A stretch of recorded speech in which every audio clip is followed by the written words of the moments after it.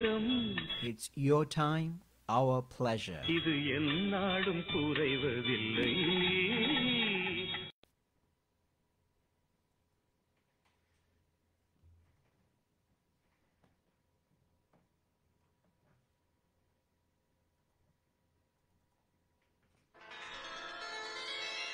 இறையுடன் ஓர் உரையாடல். வார்த்தைகளில் உள்ள ஆன்மீகத்தை வாழ்க்கையில் கண்டு அனுபவிக்கும் உத்திகள். கண்ணுக்கும் கருத்துக்கும் எட்டாத கடவுளை கையகப்படுத்தும் உத்திகள். சோதனைகள் மத்தியிலும் சுகம் காணும் உத்திகள். ஒவ்வொரு ஞாயிற்றுக்கிழமையும் மதியம் 12:30 தொடக்கம் டாக்டர் லம்போதரன் இணைந்து சிறப்பிக்கும் இறையுடன் ஓர் உரையாடல். செல்வராசா தில்லையசோதா தம்பதிகளின் ஆதரவில் இந்த நிகழ்ச்சி இடம்பெறுகின்றது. இறையுடன் ஓர் உரையாடல்.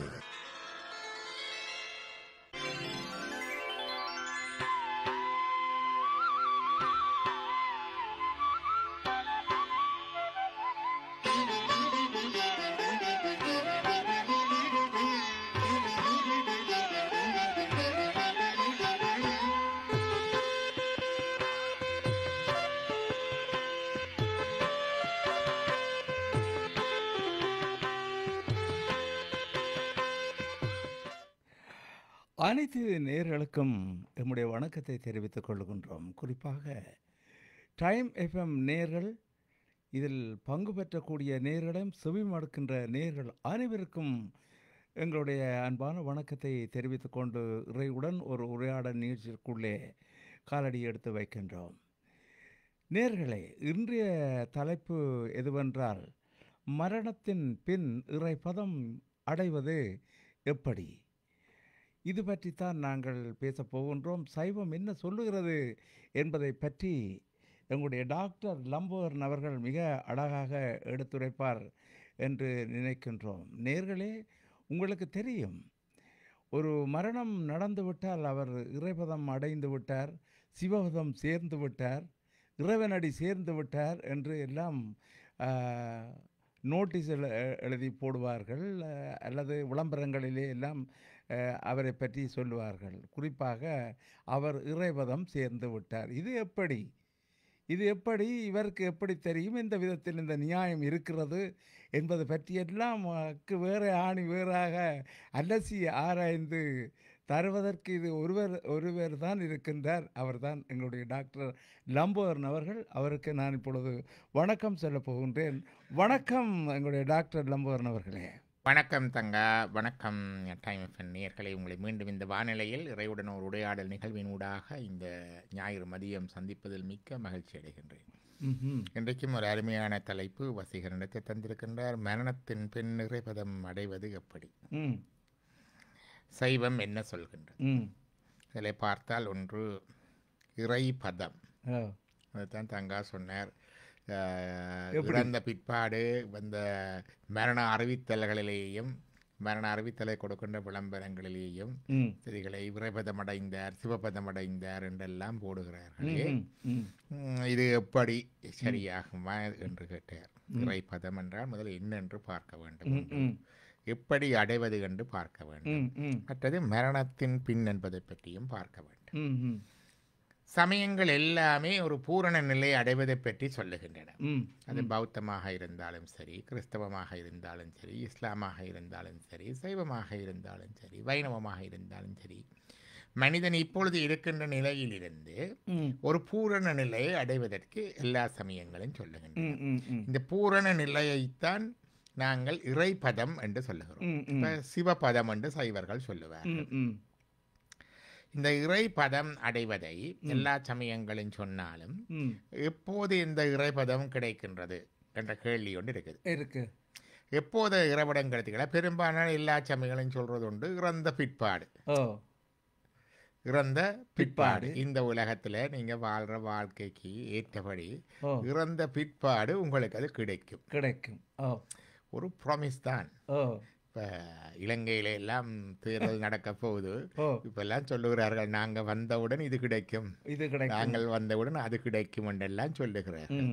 இப்போ இன்றைக்கும் வித்தியாசமான ஒரு விளம்பரம் பார்த்தேன். கிழக்கிழங்கையில் ஒரு அரசியல்வாதி சொல்கிறார், நீங்கள் வீட்டில் பொம்பளை பிள்ளைகள் 3 பேர் இருந்தால் உங்களுக்கு அங்கே ஒரு ஆள் அந்த க்ளோத்திங் ஃபேக்ட்ரிக்கு போனால் 25,000 பெறும், இன்னொரு ஆள் இந்த முட்டைகள் அதுகள் வளர்த்து விற்றா 45,000 பெறும், இன்னொரு ஆள் இந்த வயல் அந்த தோட்டங்கள் அதில் வேலை வாய்ப்புகள் இது வெறும் 3 பொம்பளை பிள்ளை இருந்தாலே 1 லட்சம் சும்மா வருவதே மாதம் வந்து வரப்போகுது வாக்குறுதி என்றெல்லாம் வடிவாக சொல்லுகின்றார்கள்.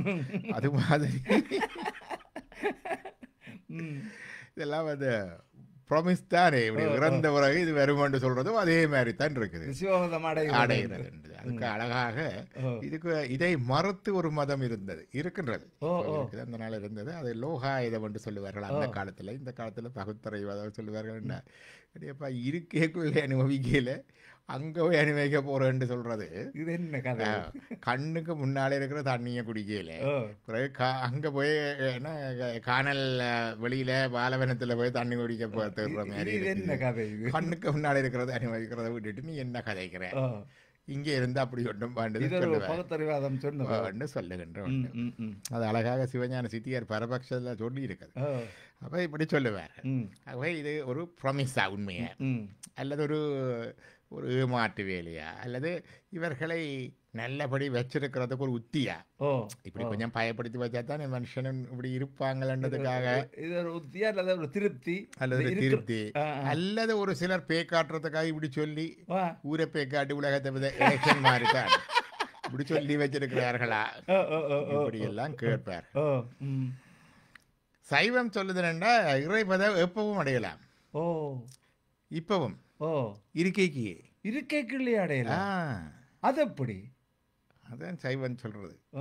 இருக்கையும் அடையலாம், சின்ன பிள்ளைகளே அடையலாம். 63 நாயன்மார்கள்ல சம்பந்தருக்கு 3 வயசு, அதுக்கு பிறகு இருந்தவர் 16 வயசு வரைக்கும் இருக்கும் பொழுதே இருபதம் அடைந்தவர்கள்.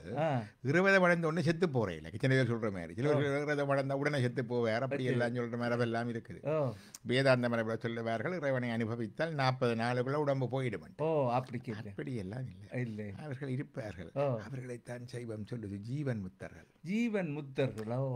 ஜீவன் ஜீவித்திருக்கும் பொழுதே, உடம்பிலே உயிர் இருக்கின்ற பொழுதே இறைவனை அறிந்து இறைவனை அனுபவித்து இறைவனை கண்டு இருப்பவர்கள் சீவன் முத்தர்களா? சீவன் முத்தர்கள் தான் எங்கட ஞானிகள் என்று நாங்க சொல்றோம். ஞானம் பெற்றவர் அருளாளர்கள் என்று சொல்லுவோம்.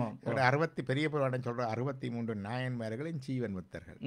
இதுல யார் இந்த இறைபதம் அடையலாம் என்று கேட்கிறார். இறந்த பிறகும் அடையலாம், அதுக்கும் இருக்குது.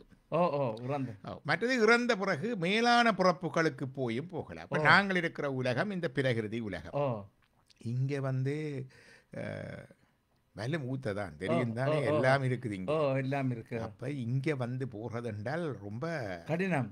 கடினம் நிறைய இருக்குது புறவியல். அருணகிரி நான் சொன்ன மாதிரி 7 கடல் மணலை அளவிடில் அதிகமே நதிடர் பிறவி அவதாரம் உடம்பு எடுக்க வேணும். இந்த மணல் மாதிரி மணல் எவ்வளவு துணிக்க இருக்கோ அவ்வளவுக்கு மாதிரி புறந்து தேஞ்சு அடிபட்டு போனா தான் அந்த பக்குவம். அது இந்த உலகத்துல இதுல கொஞ்சம் பக்குவம் வந்துட்டு தண்டா. 2வது செட் ஆஃப் வேர்ல்டு இருக்கு, அசுத்த மாயா உலகம் என்று சொல்றது. அங்க வந்து இந்த 3 அழுக்குகள் இல்ல, ஆணவம் கண்மம் மாயண்டு. அங்க 2 அழுக்குகள், ஆணவம் கண்மம் மாய கிடையாது. அங்க ஒரு சில பிறவிதான். அங்க போகலாம். அங்க போனால் அங்கால ஒரு சில பிறவியோட அங்கால ப்ரமோஷன். இதை விட கொஞ்சம் அதை பெட்டர். இதை விட இதுகள் இந்த இடங்களுக்கெல்லாம் போயிற இடங்களை சொல்றது பதம் என்று சொல்றோமே, பதமுத்தி என்று சொல்றது. பதமுத்தி என்றால் like intermediate states of liberation. விடுதலை தான், இன்னும் முழு விடுதலை இல்லை. இப்போ என்னென்னு கேட்டால் அவருக்கு தண்டனை காலம் முடியலை, சிறையில தான் இருக்கிறேன். அவர்கிட்ட நன்னடத்துக்காக அவரை கொஞ்சம் வெளியில விட்டு வச்சிருக்கு. அந்த மாதிரி இன்டர்மீடியட் செட் ஆஃப் லிபரேஷன். இதை விட இன்னொரு உலகம் இருக்கு, 3வது செட் ஆஃப் வேர்ல்டு, சுத்தமாயா உலகம். அதான் 3 உலகம் என்று நாங்கள் சொல்றோம். பிரகிருதி, அசுத்தமாயா. அங்க வந்து ஒரே ஒரு பிறவிதான். ஏனென்றா அங்கே ஆணவ மலம் மட்டும்தான் உண்டு, கர்மா கிடையாது. அங்க ஒரே ஒரு பிறவி. அங்க போனால் அந்த வாழ்க்கை முடிஞ்சால் நேரே அங்க ப்ரமோஷன், நேர டைரக்டா போகலாம். அதை சொல்றது அபரமுத்தி. ஓ இது பதமுத்தி, அது அபரமுத்தி. அவரமுத்தி. பெனல்டிமேட் ஸ்டேட் ஆஃப் லிபரேஷன் கிட்ட வந்தாச்சு. ஓ எப்ப என்ன ஒரு மாதம் தான் கிடக்குன்னு சொல்லுவோமே அந்த மாதிரி கால வைக்க வேண்டிய அதுதான் பெனல்டிமேட் லிபரேஷன். இந்த பெனல்டிமேட் லிபரேஷன்ல இருக்கிற ஆக்கள் இறைவனுக்கு மிக அணுக்கமாக இருந்து இருப்பார்கள். அல்டிமேட் லிபரேஷன் என்றால் பரமுத்தி. பரமுத்தியோ பரமுத்தி என்றால் பரஞானத்தால் பரத்தை தரிசித்தோர் பரமே பார்த்திருப்பர் பதார்த்தங்கள் பாரர்.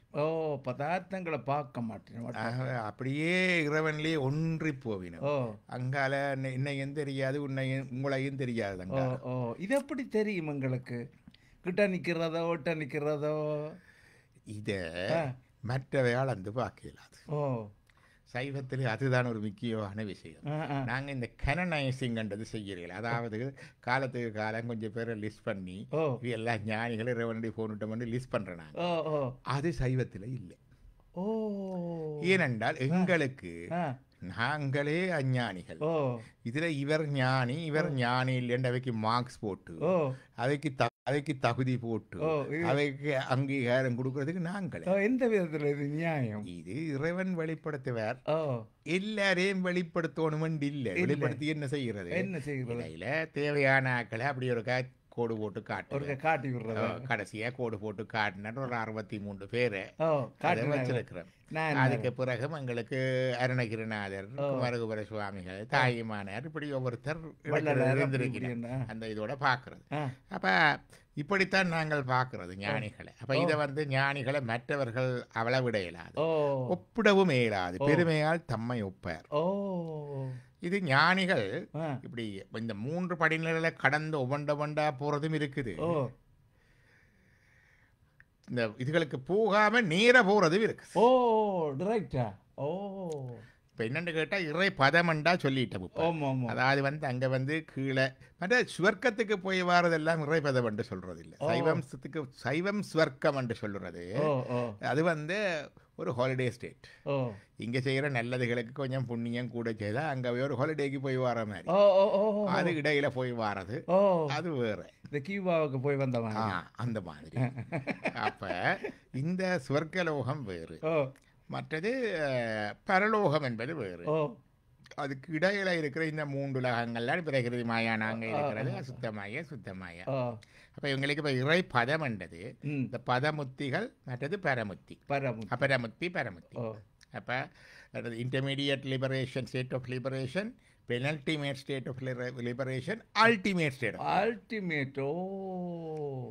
இதுதான் இறை பதம். அதை கொஞ்சம் வழங்கிக் கொள்ளுவோம் சைவத்தில். அது உண்டு.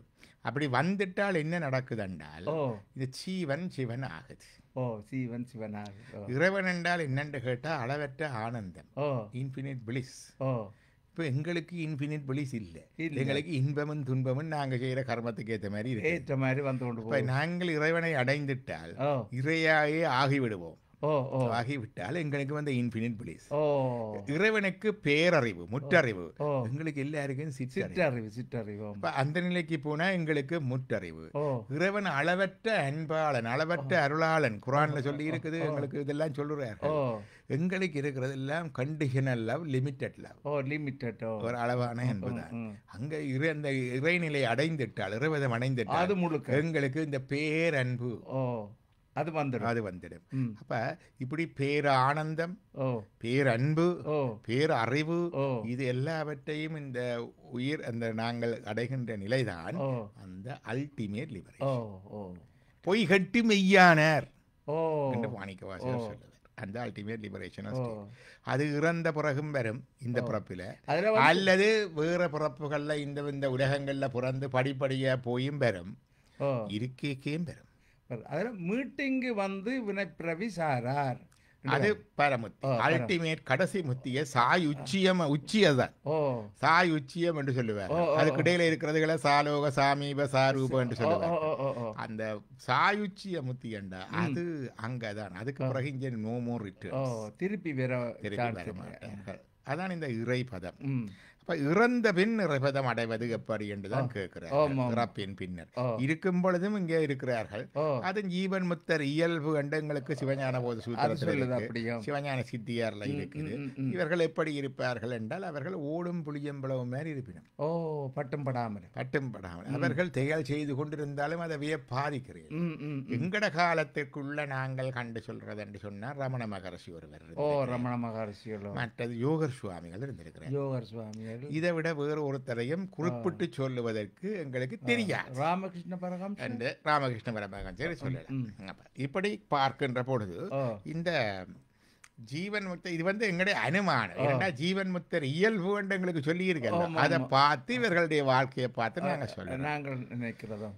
இந்த இறைபதம் அடைவது எவ்வாறு, அதான் அடுத்த கேள்வி.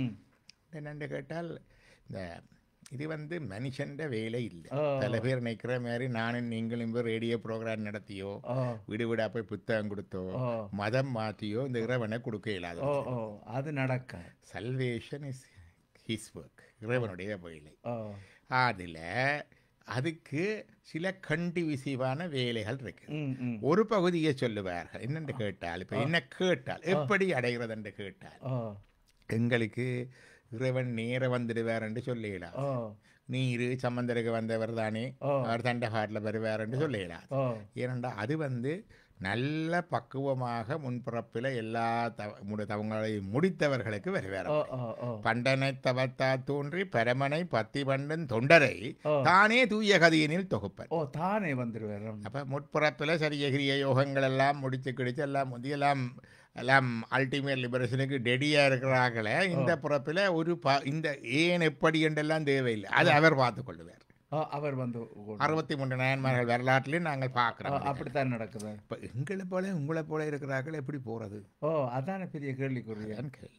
பொதுவாக எல்லா சமயமும் இறைபதம் அடைகிறதுக்கு சொல்றது என்ன சொல்லுது?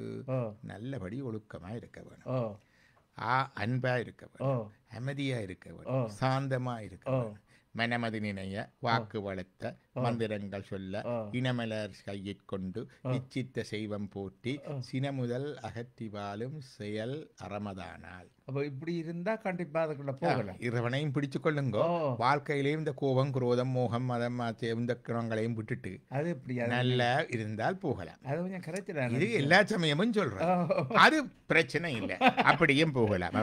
நாங்கள் ஒரு வழியை சொல்லுவோம்.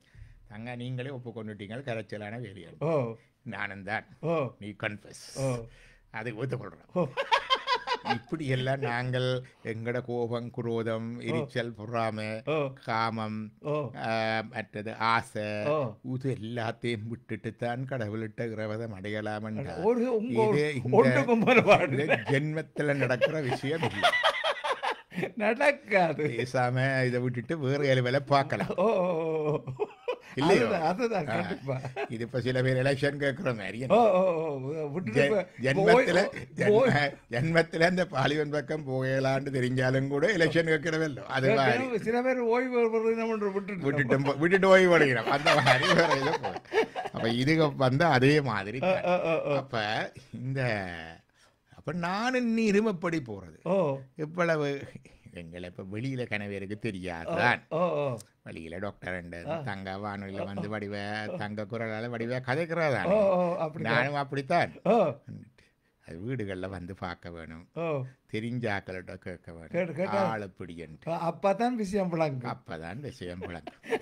அது கூட கணக்க தெரியாது, மரப்பட்டு போ. எவ்வளவு விஷயங்கள் உள்ளுக்குள்ளே இருக்கும், அது தெரியாது.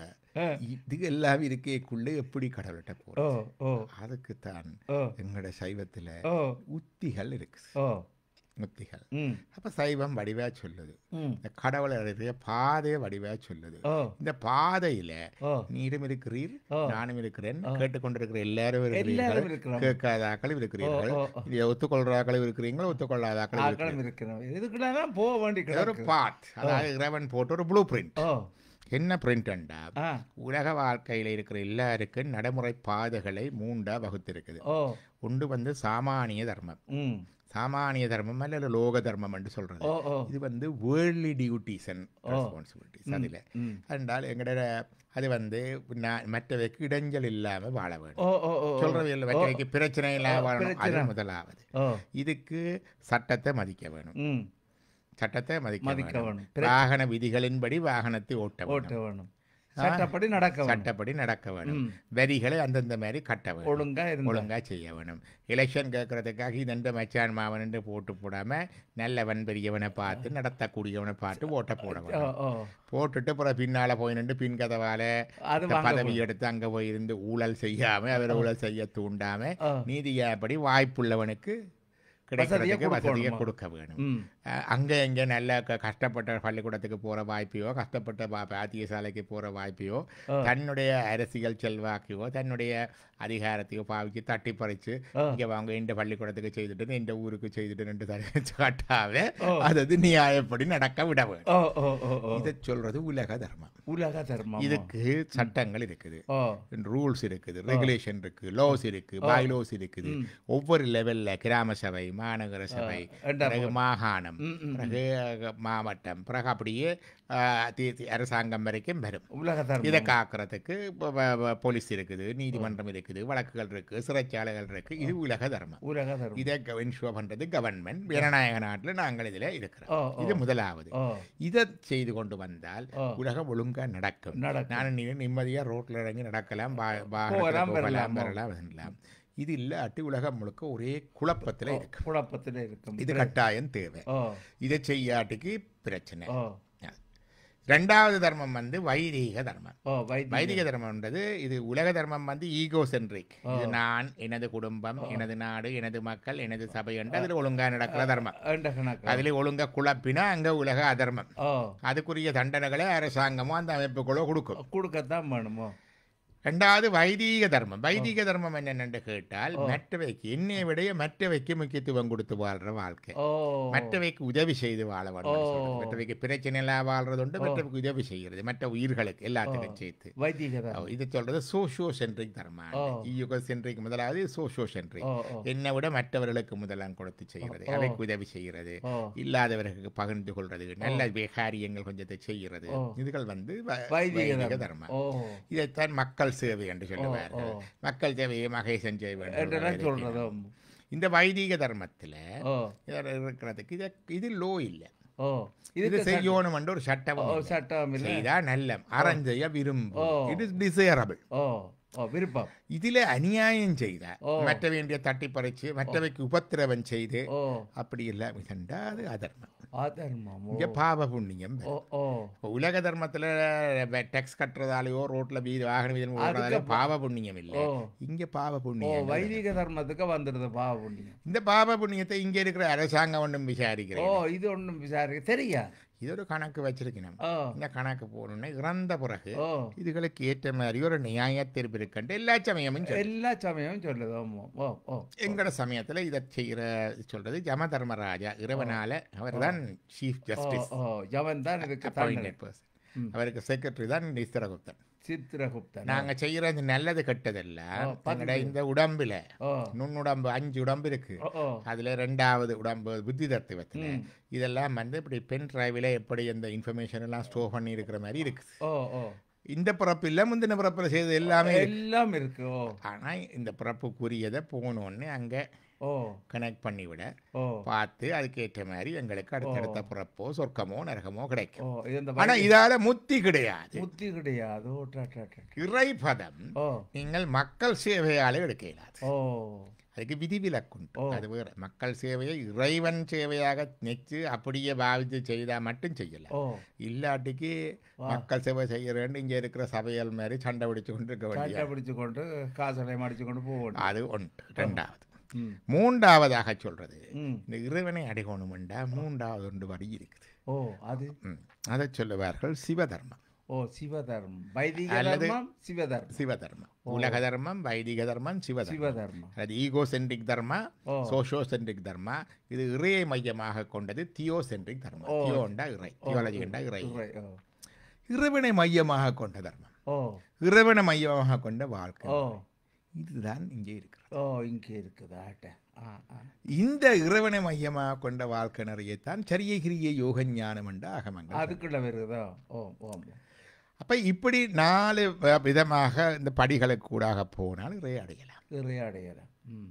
மே சரியகிரிய யோகங்களால் அன்றி முத்தி இன்பம் கூடாத ஆகலால் கிடையாது. கிடையாது. சரியகிரிய வழி யோகத்தில் போனால் தான் அந்த முத்தி இறைவதம் கிடைக்கும், இல்லாமல் கிடையாது. இது சொல்லியிருக்கு. இது சொல்லியிருக்கு. இப்போ சரியகிரிய யோகம் என்றால் 2 விதமாக சொல்லுவிடும். ஒன்று வந்து சொல்லுவார்கள் சரியை வந்து உடம்பால் செய்கிறது. இப்போ எங்களோட சைவ சமயத்தில் பார்த்தா அந்த ஆலயங்களில் கூட்டுதல், துப்புரவாக்குதல், பாத்திரங்களை துலக்குதல், அந்த பூந்தோட்டத்தை பராமரித்தல், பூக்கள் பிடுங்கி கொடுத்தல், அதெல்லாம் சரியை. கிரியை என்றது பூசை, மந்திரங்கள், கிரியை, மந்திரங்கள், ஹோமங்கள், அதை செய்கிறது கிரியை. கிரியை. யோகம் என்றது மனதிலேயே வச்சிருந்து அட்டாங்க யோகம், இயமம் என்றது கொஞ்சம் பிசிக்கல் டிசிப்ளின், நியமம் கொஞ்சம் மென்டல் டிசிப்ளின், தாரணை. தாரணை என்றது இப்போ வெளியில தேடுனதை உள்ளுக்கு தேடுறது. சரிதானே? அது யோகம். மாட்டது கன்சன்ட்ரேஷன், தாரணை. பிரத்யாகாரம், தாரணை. பிறகு அங்கால பிராணாயாமம், மூச்சு பயிற்சி கொஞ்சம், ஆசனங்கள் கொஞ்சம், அப்படி போக தியானம் வரும். யோகத்துக்குள்ளாலேயோ தியானம், அட்டாங்க யோகத்தில் 7வது படி தியானம். இதெல்லாம் செய்து கொண்டு வர சும்மா அந்த சில வேளை இந்த லெக்சரை கேட்டுக்கொண்டு கேட்க நித்திர வரும். அந்த மாதிரி தானே தியானம் வரும். Slip into that. இப்போ கண்ணை மூடிக்கொண்டிருக்கிறது அதுகளெல்லாம் கொஞ்சம் பயிற்சி தானே தவிர அது தியானம் இல்லை. தியானத்துகளை போகிற அது தியானம். அதிலேயே ஃபிக்ஸ்டாக இருக்கிறது அங்கால ஞானம், சமாதியோ. இப்போ யோகத்தில் 8 நிலை. அடுத்ததுதான் ஞானம். ஞானத்தில் கேட்டல், இப்படியான விஷயங்களை மற்றவர்களிடம் கற்றல், கேட்டல். கல்வி, கேள்வி என்று 2 இருக்கு. கல்வி என்றது புட்டிங் மை டிரெக்ட் இன்டெலெக்டை வச்சு அதை பார்த்து அறிய பார்க்கறது கல்வி. கேள்வி என்பது என்னுடைய மூளைக்குள்ளாலே அறிகிறது. அவர் என்ன சொல்றார், இவர் என்ன சொல்றாரு, இதை பற்றி கேள்வி. வானொலியில நீங்கள் கேட்டுக்கொண்டிருப்பது கேள்வி. இதை வாசித்து நீங்கள் அறிய முயல்றது கல்வி. கேள்வி. மற்றது கேட்டல், சிந்தித்தல், சிந்திக்கணும். இது 2 போக. இந்த சரியகிரிய யோகமும் ஞானத்துல கேட்டல், சிந்தித்தல் வரைக்கும் உங்களுடைய ஓன் எஃபர்ட் இருக்கு, சொந்த முயற்சி. அதுக்கு அங்கால தெளிவு வரும். இதுகளில் ஒரு தெளிவு வரும். அதுக்கு முதல் என்ன இந்த சமயம் அப்படி சொல்லுது, அந்த சமயம் அப்படி சொல்லுது, இவர் அப்படி சொல்லி இருக்கிறார், இந்த புத்தகத்தில் இப்படி இருக்கு, அந்த புத்தகத்தில் அப்படி இருக்கு, ஒரே குழப்பமா இருக்கு. ஒரு மேன்மேட் மெஸ் மாதிரி இருக்கும் எல்லாம் பார்த்தா. ஆனா அதுல ஒரு தெளிவு, குழப்பப்பட்டிருக்கிற ஜிக்ஸோ பசில் எல்லாம் தெளிவா ஒரு சித்திரமா ஒழுங்குபடுத்துற மாதிரி ஒரு தெளிவு. அதுக்கு பிறகு ராமாயணம் என்ன, மகாபாரதம் என்ன, தேவாரம் என்ன, திருவாசி என்ன, பகவத்கீதை என்ன, பைபிள் என்ன, எல்லாத்திலையும் அந்த ஒரு தெளிவை காணலாம். தெளிவு வரும். அதுக்கு பிறகு நிஷ்டை. நிஷ்டை என்றது இறைவனை இங்கு இருக்கிற பொழுது என்விஷனிங் அண்ட் என்ஜாயிங். நிஷ்டையில் என்ஜாய். அது அவன் தர, அவன் காட்ட நாங்கள் காண்பது, அவன் அமிழ்த்த நாம் அமிழ்ந்த அனுபவம். அருளாலே அவன் தான் வணங்கி. இது இந்த கடைசி 2 ஞானத்துக்குள்ளதான் வரும். இப்படித்தான் இறைபதத்தை அடையலாம். இந்த சரியகிரிய ஞானத்தை இன்னொரு விதமாயும் சொல்றது. சரியை என்பது என்ஃபோர்ஸ் ஃப்ரம் அவுட் சைட். முதல் சுவாமியும் கூட போகைக்கையோ நந்திக்குள்ளேயோ வெளியிலே அவர் சொன்னார், இவர் சொன்னார்ன்றதுக்காக போறது, அப்பா சொன்னார்ன்றதுக்காக பிள்ளைகள் சின்ன வயசுல கும்பிடுறது, பெரியவர்கள் சொன்னார்ன்றதுக்காக. பிறகு ஐயையோ கும்பிடாட்டி சோதனை பயில் பண்ணிட்டு நல்ல எனக்கு இது நல்லது செய்யணும் என்று கேட்கறது, அதுக்காக செய்யறது, அப்படி செய்யறது. தானா செய்யறது இல்லை, பிசிக்கலா மெக்கானிக்கலா செய்யறது சரியை. 2வது நிலை கிரியை. கொஞ்சம் தானா செய்வேன், ஆனா இடக்கிட கொஞ்சம் ரிமைண்டர்ஸ் கொடுக்கணும், இடக்கணும் ரிவார்ட்ஸ் கொடுக்கும், கொஞ்சம் ஊக்கம் கொடுக்கும். பாட்டால் செய்வின. இப்போ பாடல்கள் அதுகளை இருக்கும், இதெல்லாம் படித்தா இன்ன பலன் கிடைக்கும், இப்படி கிடைக்கும் என்றால் ஊக்கம்.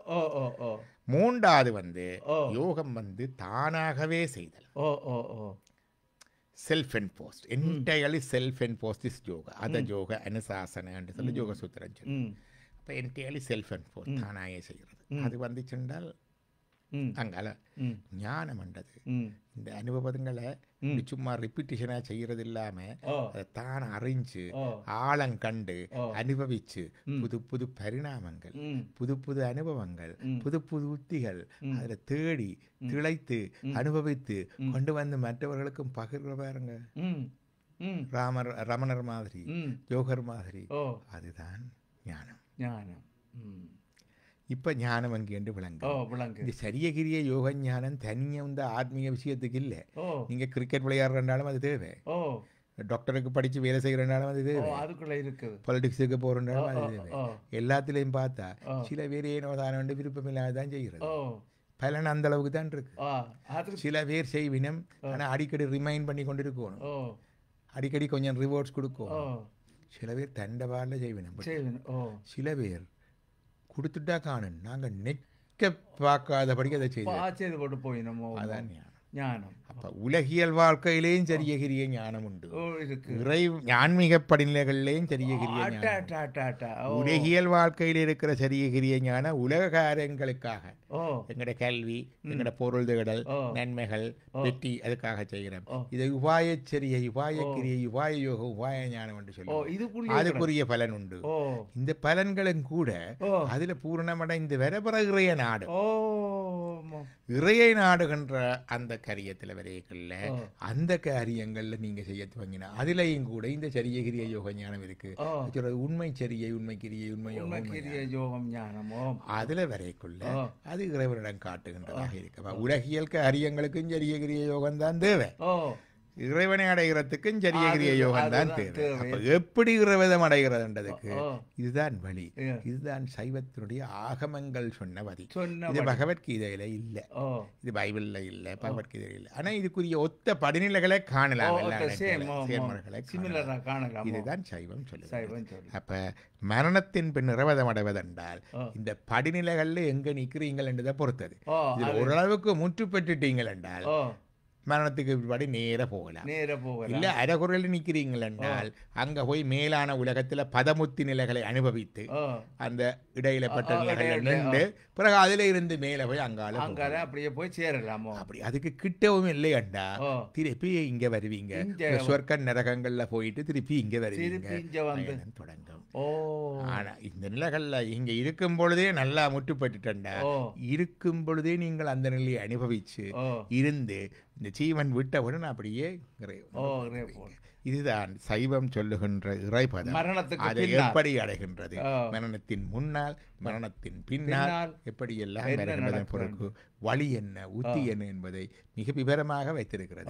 இது சைவத்துக்கு மட்டுமில்லை, நீங்கள் கிறிஸ்தவராக இருந்தாலும் இதுதான், நீங்கள் இஸ்லாமியராக இருந்தாலும் இதுதான் அந்த இறை என்றது. அது எல்லாமே இறையத்தானே சொல்லுது. இப்ப நாங்கள் அப்ப ஒரு ஆள் மரணத்த உடனே நாங்கள் அவர் சிவபதம் அடைந்து விட்டார் என்று சொல்லி நாங்கள்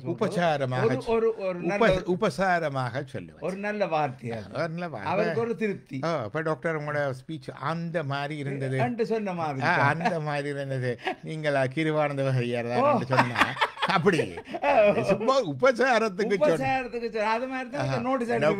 இவ்வளவு வருத்தத்துல இருந்தேன், நீங்க கடவுள் தான்டா, கடவுளை உபசாரமாக சொல்ல, அது உபசாரம். அது ஒரு நல்லது. ஆனா உபசார வழக்கு எங்கட எங்க போகணும் இலக்க உங்களுக்கு உணர்த்துது. அதான பாப்பா, அது அங்கதான் போகும், உதான் பாதை உங்கதான் போகணும். நீ ட்ரை பண்ணு நாட் பேட் நெக்ஸ்ட் டைம் அப்படி சொல்றதா அந்த மாதிரி.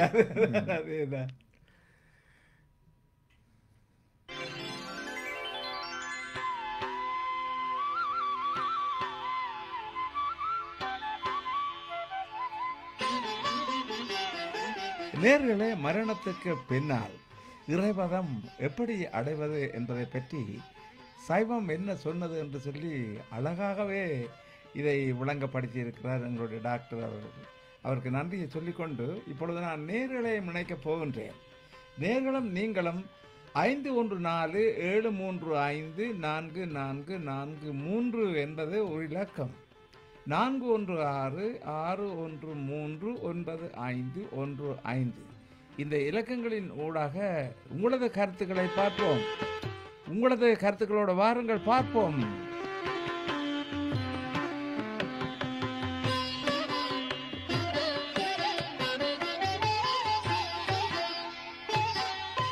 சரி, இணைந்து கொண்டிருக்கின்ற முதல் அன்பு நேரை இணைக்கப் போகின்றோம். எங்கே பார்க்கலாம்? தில்லை யசோதா. வணக்கம். வணக்கம் தில்லை யசோதா. என்ன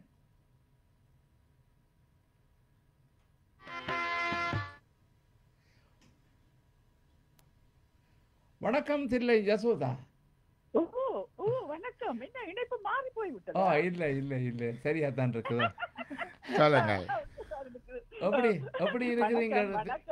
வணக்கம் வணக்கம் வணக்கம், எப்படி இருக்கிறீர்கள்? நல்லா இருக்கிறேன் டாக்டர் ஐயா. வணக்கம் தங்கா. வணக்கம். நல்லா இருக்கின்றோம். நல்லா இருக்கு. சிறப்பு சிறப்பான நிகழ்ச்சி. உங்களுக்கு நாங்க என்ன கேள்வி கேட்கிறேன்னு தெரியும். அப்படி நல்ல விளக்கம், சிறப்பான நிகழ்ச்சி, சிறப்பான விளக்கம் கொடுக்குறீர்கள். நாங்கள் இருந்து கொண்டேதான் நாங்கள் எங்களோட பலனை அனுபவிக்கின்றோம். என்ன நாங்கள் செய்வதன் மூலம்தான் எங்களோட பலன் போய் அடைகின்றது என்பதை சிறப்பாக கூறினீர்கள். அதுதான் விளக்கம். என்ன இந்த பிறப்பில நாங்கள் என்ன செய்கின்றோமோ அந்த பிறப்பை நாங்கள் எங்கள் இங்கே இருந்து கொண்டே அதை அனுபவிக்கின்றோம். கண்டிப்பா கண்டிப்பா கண்டிப்பா கண்டிப்பா தில்லை யசோதா. ஒவ்வொரு செய்யும் போது நாங்கள் செய்யும் போது ஒவ்வொரு எங்களுக்கு தரும் அந்த பெரிய உபகாரம் தான் எங்களுக்கு நாங்கள் செய்கின்ற பலன் என்பது மாதிரி இருக்கின்றது. என்ன அதுதானே தில்லை யசோதா, நீங்கள் எல்லாம் நல்லதுதானே செய்கின்றீர்கள்.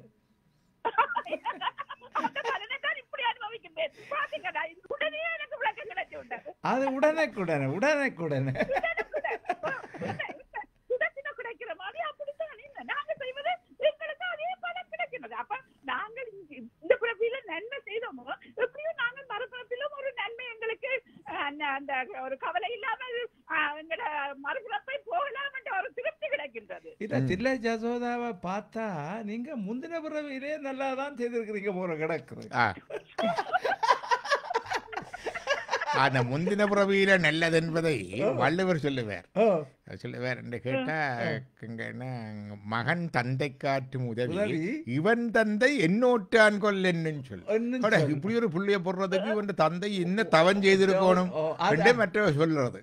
அதாவது இப்ப முந்தின பிறப்பிலே ஒரு நல்ல தவம் செய்திருக்கணும், அதுல இப்படி புள்ள பிறந்திருக்கு. அப்படி அந்த முற்பிறப்பு பலன் எப்படி வருகின்றது என்பது திருக்குறளையே சொல்லி இருக்கிறது.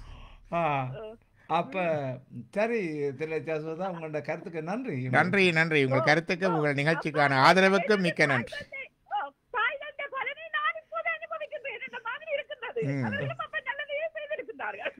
நல்லது நல்லது, நன்றி உங்களுக்கு. நன்றி, வணக்கம்.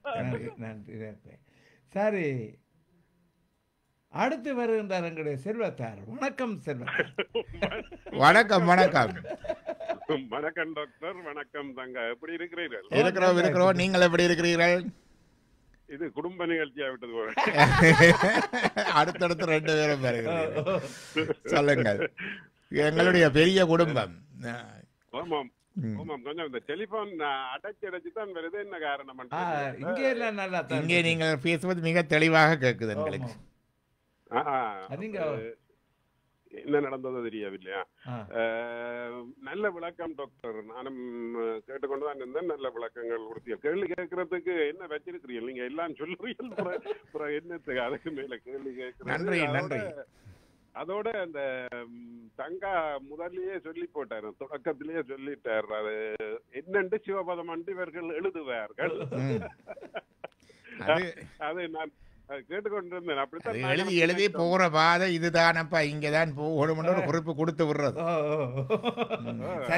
அது நாங்கள் எழுதுறது மட்டுமில்ல, நாங்க இறந்த பிறகு செய்கிற அபரக்கிரியர்களே அப்படித்தான். ஐயா செய்கிறது எல்லாமே வந்து குருக்கள் வந்து செய்கிறது, நாங்க செய்கிறது எல்லாமே சிவத்தோட சேர்க்கிறதா செய்து அவையும் எங்க போறோம் ஒரு வழிகாட்டுறதோட எங்களுக்கு ஒரு ஞாபகப்படுத்தல், அங்கதான் போகணும் அந்த வழியை பாக்குறதா. அது போற நேரம் பாதையெல்லாம் தங்கா சொல்ல வேண்டியிருக்கிறார் பாப்போம். அதான் சொல்ல வரலன்னு கேட்டா சிவப்பிரகாசம் 13 செய்ய சொல்லும் சில வரிதாய் செல்கதையாய் திகழ்வது சச்சிவம் என்பது தலைவரோதே. அங்க போறது அரிதுதான், கஷ்டம்தான், சில வருது. அதுக்காக வேற இடத்த போகலாது. செல்கதியா அதுதான் கதி, அதுதான் டெஸ்டினேஷன். அங்கதான் போகணும், அத டெஸ்டினேஷன். அது திகழ்கின்றது, அதைத்தான் சிவம் என்று சொல்லுறது. அங்கதான் போகணும். அப்ப அங்க போய் சேர்றதான் சிவகதி, அதுதான் இறைவனம். நன்றி நன்றி நன்றி நன்றி டாக்டர். சிறப்பு, வாழ்த்துக்கள். நன்றி உங்கள் வாழ்த்துக்களுக்கும் உங்கள் நிகழ்ச்சிக்கான உங்கள் ஆதரவுக்கும் தொடர்ந்து நன்றி. தங்காக்கும் வாழ்த்துக்கள். கொண்டு போறார் நிகழ்ச்சி. நன்றி செல்வத்தார். உங்களுடைய ஆதரவுக்கும் அனுசரணைக்கும் வாழ்த்துக்கள். நன்றி நன்றி. சரி, அடுத்த அன்பு நேயர் ஆண்டன். வணக்கம் வணக்கம் ஆண்டன். வணக்கம். எப்படி இருக்கின்றீர்கள்? இருக்கிறோம் ஐயா, சுகமா. நன்றி சொல்லுங்கள் ஐயா. கடவுள் நீங்க கடைசியா சொல்லி முடிக்க சொன்னீங்க, சைவம் அதான் சொல்லுது, கிறிஸ்தவம் அதான் சொல்லுதுன்னு. ஆனா கிறிஸ்தவம் ஐயா ஒரே கடவுள் நான் நினைக்கிறேன், நீங்களும் அதையே தான் நினைப்பீர்கள். ஒரே கடவுள்ண்டா இந்த கிறிஸ்தவத்துல சொல்லப்படுவது உங்களோட கிரியைகளால உங்களை பரிசுத்தப்படுத்த இயலாது. கடவுள்கிட்ட நாங்க அவருடைய கிருபையினால்தான் நாங்கள் எங்களுடைய பாவங்கள் மன்னிக்கப்படுகிறது. அடுத்ததாக நாங்க இந்த ஒரு பிறவிதான், இந்த பிறவியிலே மனுஷ பிறவிதான் நல்ல பிறவி. இந்த பிறவிலேயே நாங்க கடவுளுடைய அடையணும். அதுக்கு இல்லாட்டி அடுத்த சான்ஸ் இல்லைன்னு கிறிஸ்தவன் சொல்லுது, இயேசு சொல்லுவேன். அதோட இன்னொரு பிரச்சனை, எங்கட பாவங்களை கழுவுறதுக்கு அவருடைய கிருபைதான் வேணுமாம். அடுத்தது அடுத்த பிறவி இல்லைன்னு சொல்லுது. பட் இது விக்கிரகங்களை, அதாவது கடவுளுக்கு பதிலாக எனக்கு பதிலாக வானத்தின் மேலேயோ அல்லது பூமியிலே இருக்கிற மாதிரியோ அல்லது கடலுக்கோ கீழே இருக்கிற மாதிரியோ ஒரு சுரூபத்தையும் செய்து என்னுடைய சமூகத்தில் நிற்பாட்ட வேணாம்னு சொல்லப்படுகிறது. அடுத்தது வணங்க வேணாம்னு சொல்றேன். அப்ப இப்படி எத்தனையோ கருத்து அங்கேயும் இங்கேயும் வித்தியாசங்கள் இருக்குது. அப்ப ஒரே கடவுள் இப்படி செய்து போட்டு அப்ப என்னென்று நாங்க அதை ஏற்றுக்கொள்றது? நீங்கள் கேட்டுட்டீங்களா? உங்கள் கடவுளை நீங்கள் கேட்கணும், ஒரே கடவுளே நீங்கள் இப்படி எல்லாம் சொல்லி இருக்கிறீர், ஏன் அங்கே அப்படி விட்டுருக்கிறீர் ரெண்டும் கேட்கிட்டீர்களா? அதாவது கடவுள் ஒன்றேயாக, இதே கேள்வி வருகிறது எங்களுக்கு பெரியவரான சூசனத்துல. கடவுள் ஒருவரேயாக, சமயங்கள் இவ்வாறு ஒவ்வொரு முரண்பட்டு பல வகையாய் இருப்பது என்னை எண்ணின் கடவுள் ஒருத்தர்தான் என்றால் அது என்னப்பா இவ்வளவு சமயமும் இப்படி இருக்குது என்று சொன்னால், இந்த ஆன்மாக்கள் அவரவர் பக்குவ நிலைகளுக்கு ஏற்ப அந்தந்த சமய வழிகளிலே நின்று ஒழுகி, ஆசாரங்கள் நின்று ஒழுகி அந்தந்த சமயங்கள் கூறுகின்ற வழி பதமுத்தி போகங்களை அனுபவித்து மேலான படிநிலைக்கு படிப்படியாக வந்து ஈட்டில கடைசியில இறைநிலை அடைவதற்கே. அதான் அந்த சமயங்கள். சைவம் எப்படி சொல்லுதண்டா, எல்லா சமயங்களையும் இது போய் சொல்றீங்கள எல்லாம் அவரவர் ஒரு பெரிய ஒரு பள்ளிக்கூடம். இது கிண்டர் கார்டன்ல இருந்து அங்க போஸ்ட் கிராஜுவேட் லெவல் வரைக்கும் இருக்கு. அப்ப இந்த கிண்டர் கார்டன் லெவல்ல இதுதான் சிலபஸ், இதுதான் கிளாஸ், இதுதான் டீச்சர், இதுதான் முறை. பிறகு 1ஆம் வகுப்புல இது, 5ஆம் வகுப்புல இது, பிறகு மிடில் ஸ்கூல்ல இது, ஹை ஸ்கூல்ல இது, யூனிவர்சிட்டியில அண்டர் கிராஜுவேட்ல இது, போஸ்ட் கிராஜுவேட்ல இது. போஸ்ட் கிராஜுவேட்ல கூட நீங்கள் எடுக்கின்ற துறையை பொறுத்து கொஞ்சம் வித்தியாசம் இருக்கு.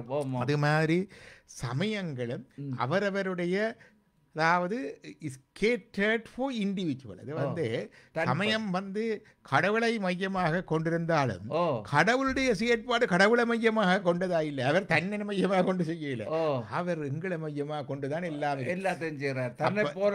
தன்னை போல எங்களை மையமாக. அப்ப எங்களுக்கு எங்கள் பக்குவ நிலைக்கு, எங்கள் சமூக கலாச்சார சூழ்நிலைகளுக்கு, எங்கள் அறிவு முதிர்ச்சிக்கு ஏற்ப அந்தந்த சமயங்கள் அந்தந்த நெறிகளை வைத்திருக்கின்றன. ஆமா, ஆமா. இதிலே நாங்கள் அவற்றிலே நின்று ஒழுகி வழிபட்டு அந்தந்த சமயங்கள் கூடுகின்ற ஆச்சாரங்களோடு போனால் பிறகு அடுத்த படிநிலைக்கு போகலாம். அது புறவிதோறும் வருகின்ற ஒன்று என்றுதான் சொல்லுகிறார்கள். அடுத்தது கிரியைகளினாலே மட்டுமல்ல கிருபையினாலும் என்பதை சைவமும் சொல்லுது. சைவத்துக்கும் கிறிஸ்தவத்துக்குள்ள மிக முக்கியமான என்னண்டா, என்னதான் நீங்க செய்து தலைமுறிஞ்சாலும் கடைசியா இறைவனுடைய அருள் இல்லாம வரையிடாது. நீங்கள் அந்த அழுக்குகளை போக்குறோம் இவ்வளவு செய்தாலும் இல்லாம போது ஊத்த போக சோப்பு போட்டு குளிச்சவன் ஒரு தருமி இல்லை மூக்கு இருக்கிற வரைக்கும் சளி. அப்ப என்ற வரைக்கும் கூட முயற்சியும் அதுக்கும் போய் அந்த பக்குவம் வரைக்க இறைவன் உங்களை அதில் இருந்து எடுக்கிறான். அதான் அந்த அருள். கிறிஸ்தவத்திலேயும் அது வருகிறது, சரணாகதி கிறிஸ்தவத்திலேயும் வருகிறது. சரணடைந்து அவர்கிட்ட போனோன்னு தான் அது வருகிறது. இங்கே சைவத்திலேயும் இருக்குது. இதை அழகாக பழைய தென்னிந்திய திருச்சபையின் முதலாவது பேராயராக இருந்த சபாபதி குலேந்திரன் பட்டுக்கோட்டையைச் சேர்ந்தவர், அவர் கிறிஸ்தவத்திலும் சைவத்திலும் அருட்கொள்கையிட்ட ஒப்புவமை, இந்த கிரேஸ் இன் ஹிந்துசியம் அண்ட் கிறிஸ்டியானிட்டின்னு ஒரு புத்தகம் எழுதியிருக்கிறார். அதில் மிக விரிவாக சொல்லியிருக்கிறார். அது ஒன்று. இந்த பிறவி என்பது எங்கட பிறப்பில ஒன்றுதான் என்று எடுத்தான். என்னண்டா இதுல சைவக்காரர் பல பிறவி என்று சொல்றதால அவைக்கு ஒரு அடிஷனல் அட்வான்டேஜும் இல்லை, ஒன்றும் இல்லை. நானும் நீங்களும் எங்களுக்கு பல பிறவி கண்டுட்டு அட்வான்டேஜும் இல்லை. இந்த பிறவியில நாங்கள் என்ன செய்கின்றோமோ அதுதான் அங்க கவுண்டட். அதுதான் கணக்கு. அப்ப இயேசு கிறிஸ்து அதுதான் சொன்னார். அங்க மற்றவை பற்றி சொல்ல அப்ப மற்ற பிறவிகள் இல்லை என்றும் சொல்லலாம். இயேசு கிறிஸ்துவ கேட்கிறார்கள். இயேசு கிறிஸ்துவ கேட்கிறார், வழியில என்ன சொல்லி நம்ம என்ன பற்றி இவர் எலியா ஒன்று கேட்கிறார்கள். எலியாண்டது முந்தி இருந்து இறந்து போன ஒரு தீர்க்கதரிசி. அவர் திருப்பி பிறந்திருக்கிறார் ஒன்று கேட்கினமோ அப்படி ஒன்று சொல்லி அடுத்த இயேசு கிறிஸ்துவ நிக்கதேது என்பவன் யூதர்களுடைய குரு. அவன் இரவு நேரத்தில் இயேசு கிறிஸ்து அப்பவே ஒரு நோட்டட் அவருடைய வார ஊராக்களை கவனிக்க துவங்கிட்டு அரசாங்கம் களவாக முகத்தை மூடிக்கொண்டு வந்தான். வந்து அவரிடம் வந்து கேட்கிறான், இருந்தவரிடம் எல்லாம் விளையாடி போட்டு ஒரு மேய்ச்சி கிறிஸ்தனால கேட்கிறான். சொல்லுகிறார் இயேசு கிறிஸ்துனாரர், ஒரு காற்று வீசுகிறது, அது எங்கே இருந்து வந்ததுன்னு தெரியுதோ தெரியாது, எங்க போறதுன்னு தெரியுதோ தெரியாது. அது மாதிரி தான் நாங்களும். அவர் கேட்கிறார், நீர் மெய்யாமே சொல்றீர் கேட்கிறார். நாங்கள் கண்டதையும் கேட்டதையும் மெய்யாகவே சொல்லுகிறோம், மெய்யாக கண்டதையும் கேட்டதையும் சொல்லுகிறோம் என்று போட்டு, நீ யூதர்களுடைய குருவாயிருந்தும் இது அறியாமல் இருக்கிறாயோ என்று அவர் கேட்கிறார். அதை சொல்றார். அப்போ அதுலேயும் என்னென்றால் பிறகு என்னிடத்தை சொல்றார் என்று கேட்டால், நாங்கள் இதை என்ன நாங்கள் பூமிக்கடுத்த காரியங்களை சொல்லியும் நீங்கள் விசுவசிக்கிறீர்கள் இல்லையே, அப்ப பரலோக காரியங்களை சொன்னால் எப்படி விசுவசிப்பீர்கள்? அவர் சும்மா ஜஸ்ட் பிராக்டிக்கலா சமயத்தில் எப்படி இருக்கணும் சொன்னதுக்கே சிலுவையில கொண்டு அரைஞ்சாச்சு. இதுல இந்த மறுபிறப்பு கதை, அந்த உலகம் இந்த உலக கதைகள்லாம் சொன்னால் என்னன்றது இயேசு கிறிஸ்துநாதர் சொன்னதும் இருக்குது, சில பேருக்கு குறிப்பா சொன்னதும் இருக்கு, சொல்லாம விட்டதும் இருக்கு. அது வல்ல பொருள். சைவர்கள் நாங்க சொல்லலாம், எனக்கு 68 பிறவி இருக்கணும். இப்ப என்ன செய்கிறோம்? Today is the day, it is going to determine our destiny. அதுல பிரச்சனை இல்லை. அப்படியே நாங்கள் உண்டோ பலவோன்னு சொல்லி அடிச்சு பிடிக்கிறதுல பிரயோஜனம் இல்லை. விக்கிரகங்களை பற்றி சொன்னீர்கள், விக்கிரக ஆராதனையை பற்றி சொன்னதை பற்றி சொல்லியிருக்கு. விக்கிரக ஆராதனையை பற்றி சைவம் சொல்லுகிறது என்று கேட்டால், இந்த விக்கிரகம் இல்லை, அது கல்லு, ஆனால் இந்த விக்கிரகத்திலே நான் வணங்குகின்ற கடவுள் இது ஒரு ஊடகமா இங்கே எழுந்தருளுகின்ற அவருக்கு இதை செய்கின்றோம் என்றுதான் சொல்றது. கிறிஸ்தவத்தின் மார்க்கங்கள்லயே மேரியம்மை என்ற விக்கிரகம் இருக்குது, இயேசு கிறிஸ்து என்ற விக்கிரகம், சிலுவையோ ஒரு அடையாள விக்கிரகம் தான். அப்ப ஒரு அடையாளம் இல்லாமல், ஒரு குறி இல்லாமல், ஒரு சொரூபம் இல்லாமல் எல்லாருக்கும் வழிபட அருவத்தை முடியாது. ஆனபடினாத்தான் உருவம் என்று வச்சு அதுல இருந்து படிநிலையாக அறிவுருவம், தெளிவான உருவம் இல்லைன்னா ரெண்டுக்கும் விடப்பட்ட சிவலிங்கம் அறிவுருவம் வச்சு அதுக்கு பிற்பாடு அருவம் என்ற நிலைக்கு படிப்படியாக எல்லாரையும் சேர்த்து அரவணைத்து கொண்டு போறதுக்குத்தான் இந்த விக்கிரக வழிபாடு.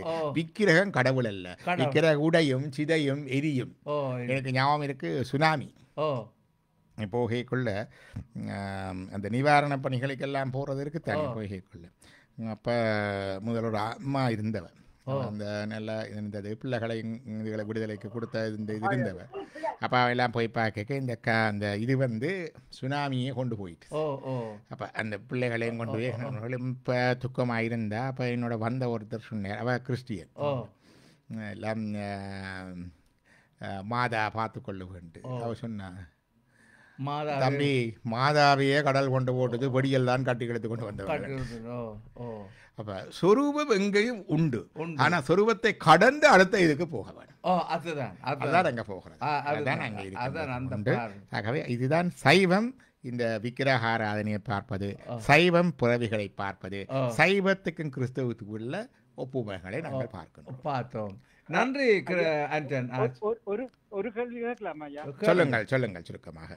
அப்போ நீங்க சொல்றத வச்சு பார்க்கும்போது அப்ப கடைசி பிறப்பு தான் நான் என்னுடைய எனக்கு விளங்கினதை சொல்றேன் ஐயா. கடைசி பிறப்பு தான், அப்ப கடைசி பிறப்பு தான் கிறிஸ்தவமா பிறக்கிறது, கிறிஸ்தவமா பிறக்கிறவனே கடைசி பிறப்பு தான் நினைக்கிறேன்னு நான்.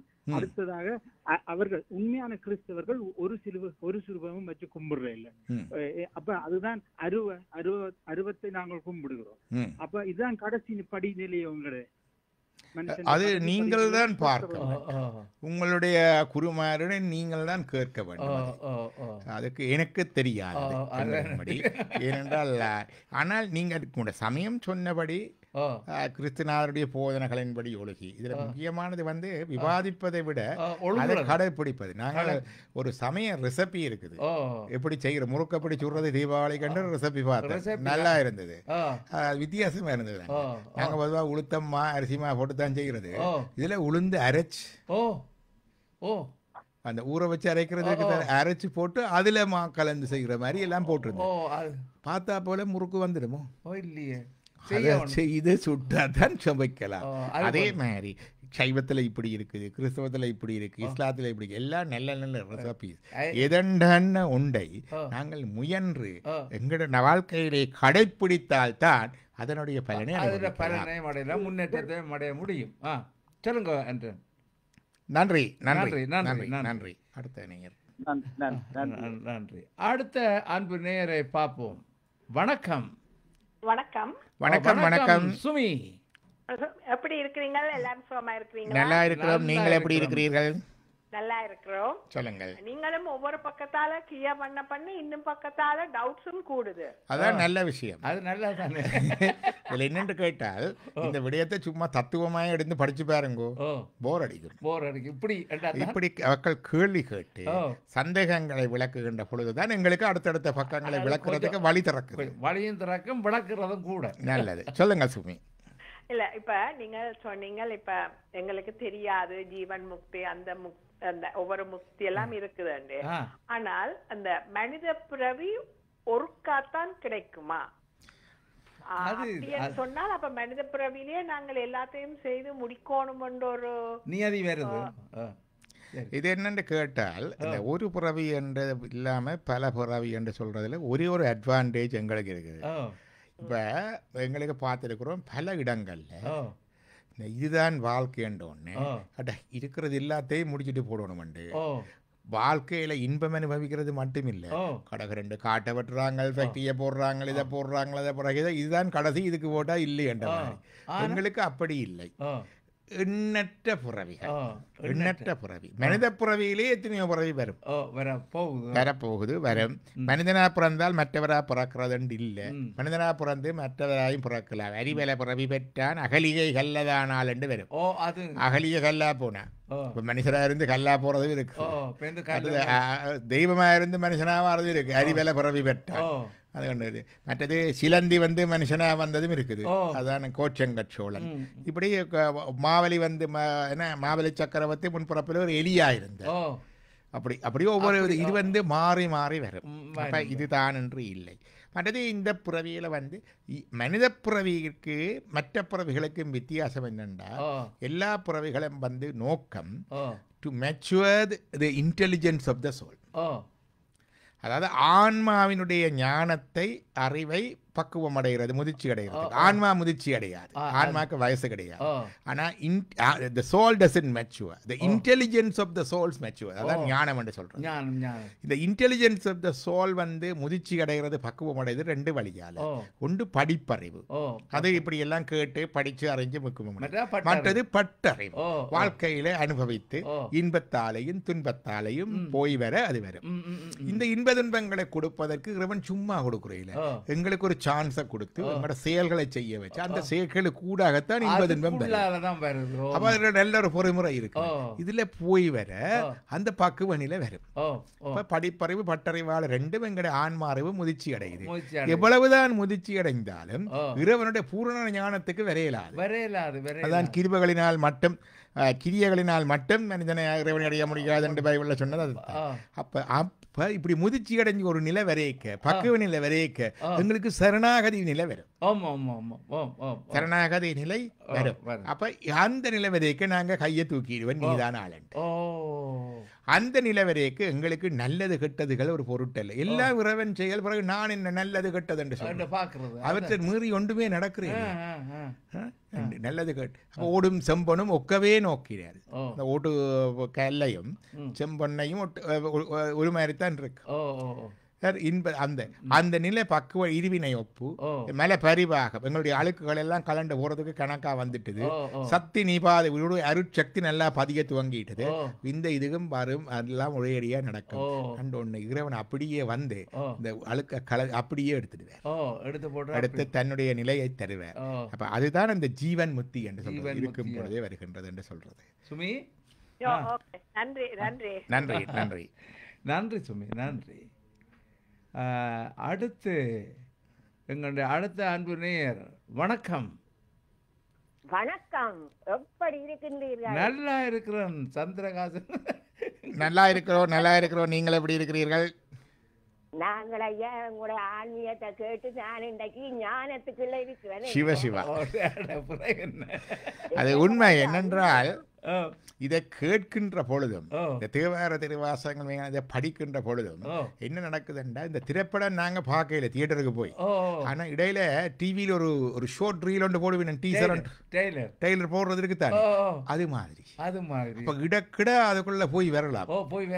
அம்மா சொல்றது உண்மை. அதுக்கு தான் தேவார திருவாசகங்கள் படிக்க வேணும், எனதைகள் படிக்க வேணும். கொஞ்சம் அதுக்குள்ள போய் வரலாம். சொல்லுங்கள் அம்மா.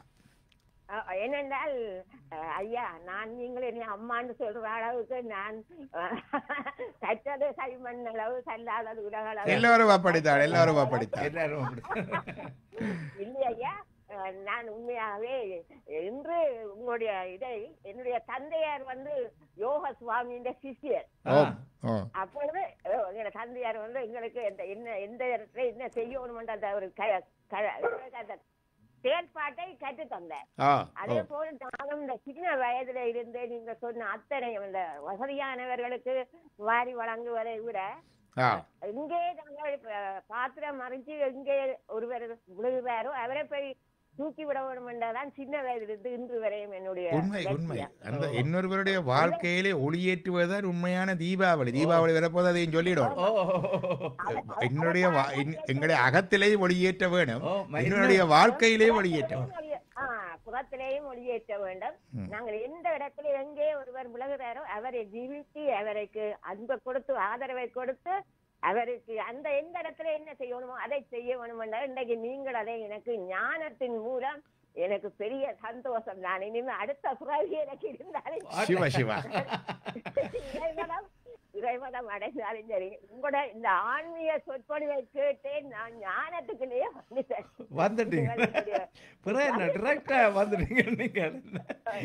நான் டிரெக்டா இன்றைக்கு வந்துட்டேன். நான் எந்த திருவானந்த வாரியர் ஐயா டாக்டர் ஐயா ஆன்மீக சொற்பொழிவு என்னை எங்கேயோ கொண்டு போய் விட்டது. அதே நேரத்தில் உங்களை இருவர் குடும்பத்துக்கு வர தனித்தனியை சொல்லுறேன்.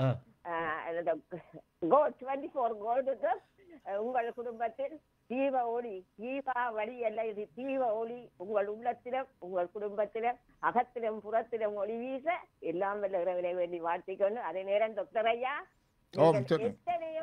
எத்தனையோ நோயாளர்களை அரவணைத்து அவர்களுக்கு அந்த இது மருத்துவத்தை செய்து இன்று ஆன்மீகம் வந்து இந்த டைம் எஃப்எம் வானொலியில் வந்து எங்களை எல்லாம் அப்படியே இந்த அழுக்குகள் எல்லாத்தையும் கழுவி எங்களை தூய்மைப்படுத்தி கொண்டிருக்கும் உங்கள் பாதம் பணிந்து உங்களுக்கும் உங்கள் குடும்பத்தினருக்கும் இந்த தீப ஒளி அகத்திலும் புறத்திலும் ஒளி வீசி மென்மேலும் எங்களுக்கு ஆன்மீக சொற்பொழிவை நீங்க தர வேண்டும். நாங்கள் அதன்படி நிச்சயமாக மரணம் என்பது ஒரு நாள், ஆனால் இறக்கும் போது உங்களுடைய இந்த ஆன்மீக சொற்பொழிவால நான் நிச்சயமா என்னுடைய ஆத்மா சாந்தி அடையும் என்று இந்த நேரத்திலே நான் வாழ்த்திக் கொண்டு வாழ இந்த தீபாவளி வாழ்த்துக்களை தெரிவித்துக் கொண்டு ஐயா நன்றி தொடர்ந்து உங்கள் ஆன்மீக சொற்பொழிவு நடக்க வேண்டி விடைபெறுகிறேன். நன்றி. அருமையாக சொன்னார். விடப்படும் முன் உடல் விடப்படும் முன் வினை இந்த உடல் விளைக்கு என்று சொல்லி தாங்கள் இந்த உலகத்திலே இருந்து செய்கின்ற வினைதான் அடுத்த புறவையை தீர்மானிக்குதோ. நல்லது நல்லது. அடுத்த நன்றி உங்களுக்கு. அடுத்த அன்பு நேரை பார்ப்போம். வணக்கம் திருமாவளவன். வணக்கம். வணக்கம். வணக்கம் வணக்கம். எப்படி இருக்கின்றீர்கள்? நான் திருமாவளவன் கேட்கிறேன். ஓம் சொல்லுங்கள். நான் நல்ல சுகமா இருக்கேன். நீங்கள் எப்படி இருக்கீங்க? நல்லா இருக்கிறோம். ஹலோவின் வருகிறது, தீபாவளி வருகிறது, விண்டரும் தொடங்க போகுது. அதனுடைய நல்லா இருக்கிறோம். எல்லாத்தையும் இது பார்த்துருக்கோம். அதுக்கிடையில முக்தியாலை கொண்டு பார்த்தேன் தீபாவளி. இப்ப நீங்க முத்தினா இப்ப முத்தியில தான் இருக்கிறீர்கள் போல இருக்கு. சொல்லுங்கள். இல்ல முதல் டாக்டர் எனக்கு ஒரு விளக்கத்தை ஆன்மாக்கா உடலுக்கு மோட்ச தேவை. அதுதான் முதல் நல்ல கேள்வி. உடலுக்கு ஒன்றும் மோட்சம் கொடுக்கல. அது அழுகி போம், எரிஞ்சு போம், சிதைந்து போம். ஆன்மாதான் என்றும் அழியாது என்று சொல்லுவார். The spirit and the spirit of the person will never be destroyed. So it continues its journey. அதுதான் எங்களுடைய கொள்கை. அப்படி பார்க்க அது சொல்லுங்க. அதைத்தான் நாங்கள் சொல்லுகின்றோம். அதற்குத்தான் இந்த முத்தி. ஓகே. அப்ப நீங்கள் இதுக்கு முதல் நான் என்னுடைய சிற்று அறிவுக்கு ஏற்ற மாதிரி நீங்க சொன்ன வச்சு ஆன்மா எல்லா இடமும் இருக்குது, உடல் தான் வருது ஆன்மா. அப்ப நான் என்னுடைய உடல் அழுகி போயுதோ எரிஞ்சு போயுதோ, ஆன்மா வந்து அது வேற ஒரு உயிருக்கு போற ஆன்மா தானே. அது விலதி கொண்டு போடும். அது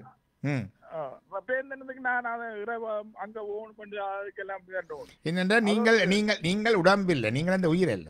நீங்க இப்ப அந்த உடம்பு அழிஞ்சோன்னு நீங்கள் அழுகிறீர்கள். நீங்கள் உயிர். யூ ஆர் நாட் த பாடி. நீ இந்த தேகம் அன்று ஜோர்சுவாமி சொல்லுவார், நீ இந்த தேகம் அன்று என்று. அப்ப நீங்கள் அதுதானே. அப்ப அது நீங்க சொல்லல, அது பிரச்சனை இல்லை, நான் இங்க விட்டுட்டு இப்ப வேறு என்று. நீங்கள் வேற சட்டைகள் போடலாம். இப்ப விண்டருக்கு ஒரு சட்டை, சனிக்கிழமை ஒரு சட்டை, ஞாயிற்றுக்கிழமை ஒரு ஷர்ட் எல்லாம் போடலாம். அதுல நீங்கள் உள்ளுக்கு ஒரு ஆள் தான். அதே மாதிரி தான் இந்த உயிரானது எந்த பிறவியில போய் புல்லாய் புழுவா வந்தாலும் ஒரே ஆன்மா. மற்றபடி அவரெல்லாம் நான் செத்து போனேன் போறேன், என் ஆன்மா எப்படி போனா எனக்கு என்ன கவலை? அதான் ஒரு இப்ப பிரச்சனை. ஷர்ட்டை கலட்டி போட்டு போறேன்னு எனக்கு என்ன பிரச்சனை இல்லை, உங்களுக்கு தான் பிரச்சனை. வீட்டருக்கு போயக்குள்ள அந்த ஷர்ட் போடுறீங்க, மற்ற ஷர்ட். அப்ப இது ஷர்ட் கலட்டுற மாதிரி. ஆடைகளை களைந்து பழைய ஆடைகளை களைந்து புதிய ஆடைகளை அணிவது போல இந்த ஆன்மாவின் தன்னுடைய உடலை விட்டு வேறொரு உடலை செல்கிறது. ஓகே. அப்ப அடுத்த கேள்வி வந்து என்னென்றால், பழைய ஒரு ப்ரோக்ராம் நீங்கள் 63 நாயன்மாரும் களவெடுத்தவர், வெட்டினவர், இதெல்லாம் அவையில் அந்தந்த இதுலயே முத்தியா போனவர்கள். சரி. அப்ப நான் அதை பொறுப்பு பண்ணுவேன். அவர்களுக்கு பிடிச்சதெல்லாம் என்ன பிரச்சனை என்றால், நீங்கள் இந்த தளத்துல இயங்குறோம். நாங்க உலக தளத்துல இயங்கினா இதெல்லாம் படிவா ஒழுங்கா செய்து கொண்டு வர வேண்டும். நான் இப்ப டாக்டர் போட்டு அல்லது இதை போட்டு ரூட்ல போய்கள் இல்ல, நான் இந்த பக்கத்தான் கார் ஓடுவேன்டா பிரச்சனை. போலீஸ் வந்து மறைச்சு போடும், லைசன்ஸும் போயிடும். சரிதானே? அது உண்டு. மற்றவர்களுக்கு உதவி செய்கிற என்றாலும் அதுக்கு ஏற்றபடி செய்யும். அப்ப இதுல வந்து கேட்டா இந்த தளத்துல ஒவ்வொரு தளம் நாங்கள் எங்களுடைய இயங்கு தளம் வித்தியாசம். சில பேர் நான் என்னுடைய குடும்பம், என்னுடைய சமூகம், என்னுடைய நாடு, பிறகு அதை கொஞ்சம் புரித்து என்னுடைய பாடசாலை, என்னுடைய நாடு, என்னுடைய தமிழ், அப்படி எல்லாம் செய்கிறது இருக்கு. இதெல்லாம் முதலாவது தர்மம். ரெண்டாவது வந்து மற்றவையை முன்னுக்கு வச்சு.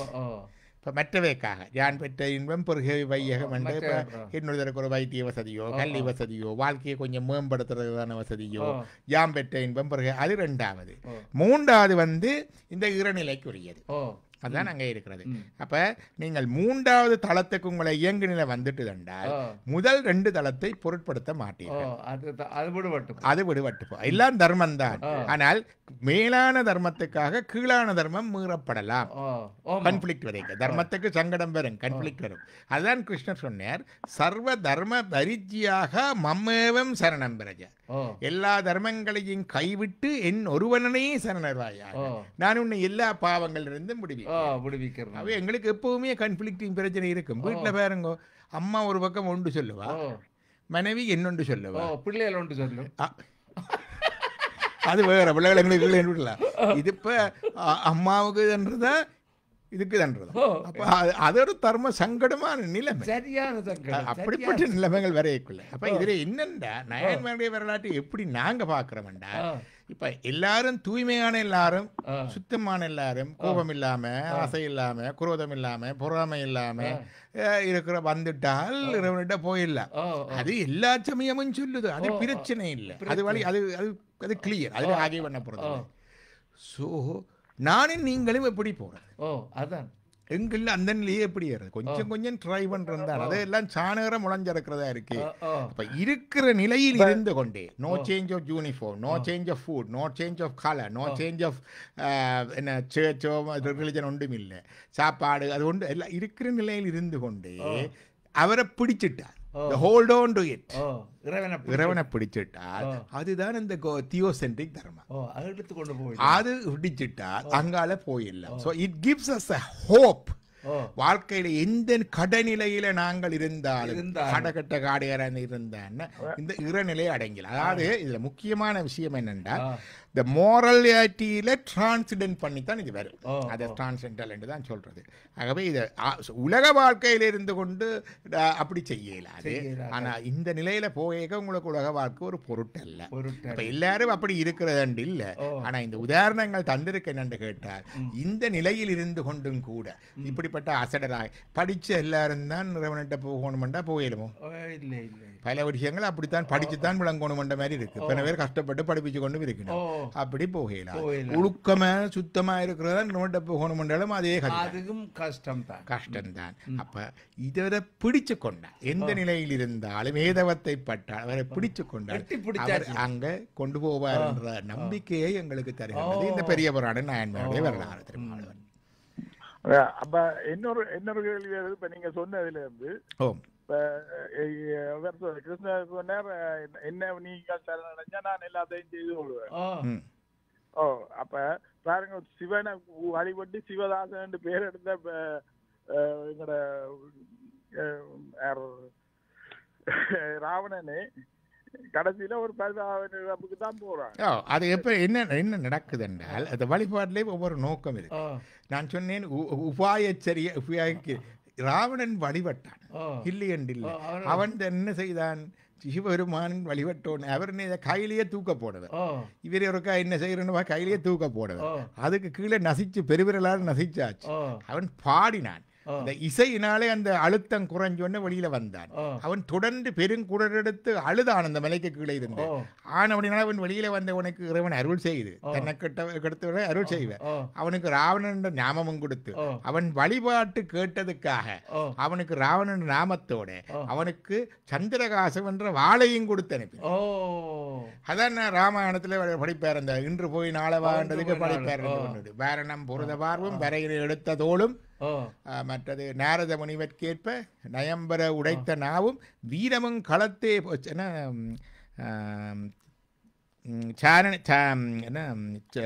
தாரணி மமுலி 10 சங்கடன் கொடுத்த வாழும் வீரமும் களத்தே போக்கி இவரும் கையோடு இலங்கை புக்கான்னு சிவபெருமான் அவர் கேட்கறது வாழத்தா, ஆயுளத்தா, அதிகாரத்தா, பணத்தைத்தான்னு கேட்டாரு.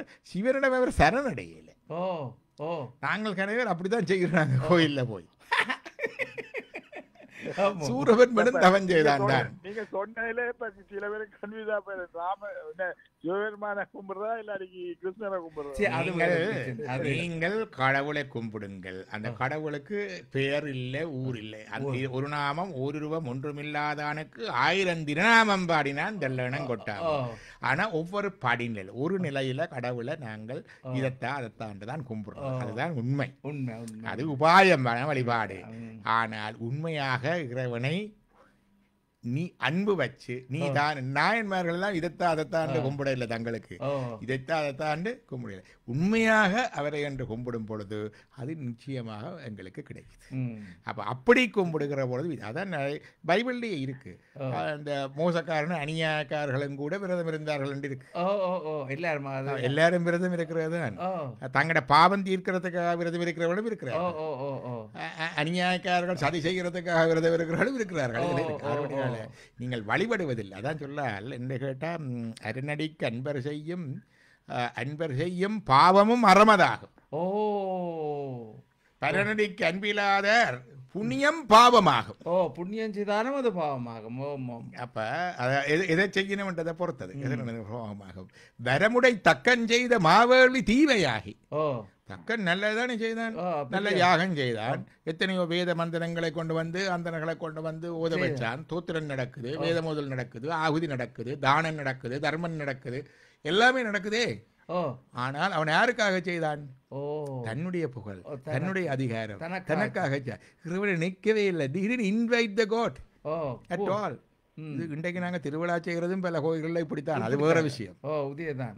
அப்ப அது போயிட்டு வரமுடை தக்கன் செய்த மார்வழி தீமையாகி நரரினில் பாலன் செய்த பாதகன் நன்மையாத்தி. சண்டேஸ்வர நாயனர் சின்ன பையன் அப்படியே பசு கூட்டத்தை மேய்ச்சி கொண்டிருக்கிறார். அந்த பாலை எடுத்து அந்த மணல்ல சிவலிங்கம் வச்சு வழிபட்டு கொண்டு போறார். யாரோ அப்பாவுக்கு சொல்லி விட்டு பாலை கறந்து வீணாக்குறாங்க. ஒளிச்சிருந்து பார்த்துட்டு தடி எடுத்து கொண்டு வந்து மணனால செய்த சிவலிங்கத்தை உதைக்க வாரு. அப்படியே ஒரு தடி எடுத்து எறிஞ்சு வட்டி போட்டார். காலி அதான் தாதையை தாளர வீசிய சனி. பாதகத்துக்கு பரிசு வைத்தானுக்கே பல்லாண்டு பெரிய பாதகம் அது. அப்படி ஆனபடியினால இது ஆக்ஷனை மட்டுமல்ல, அந்த அட்டிடியூட தான் பாக்குறாரு. அட்டிடியூட் அவருக்குத்தான் தெரியும். நானும் நீங்களும் வெளியில இருந்து பார்த்து டாக்டர் இதுக்காகத்தான் செய்யறார், இப்படித்தான் சொல்றாருன்னு சொல்லலாம். உள்ளுக்கு இருக்கிற என்னுடைய நோக்கம், என்னுடைய உயிருக்கு உயிராக உள்ளுக்கு இருக்கிற இறைவனுக்குத்தான் சாட்சியாக இருந்து கொண்டிருக்கிறான். அவனுக்கு சர்வ சாட்சினே நமகா என்ற ஒரு பெயர் இருக்குது. அழகாக வேதங்கள்ல சொல்லுவார்கள். ஒரு மரத்துல 2 கிளி, ஒரு கிளி ஒரு பட்சி, அது பழத்தை சாப்பிட்டு கொண்டிருக்கு மரத்துல. மற்ற பட்சி சாப்பிடாம பார்த்து கொண்டு சாட்சியாக இருக்கு. அதே மாதிரி என்னுடைய உயிரோட உயிருக்கு உயிராக இறைவன் என்னோடே இருக்கிறார். நான் செய்கிற அனைத்தையும் பார்த்து கொண்டார். அவனுக்கு உள்ளுக்கு இருக்கிற நோக்கம் தெரியும். அதற்கேற்ற மாதிரி தான் அந்த பலன் வருகிறது. இதைத்தான் சைவம் சொல்லுகின்றது. நன்றி இந்த கேள்விக்கு. நன்றி நன்றி நன்றி திருமாவளவன்.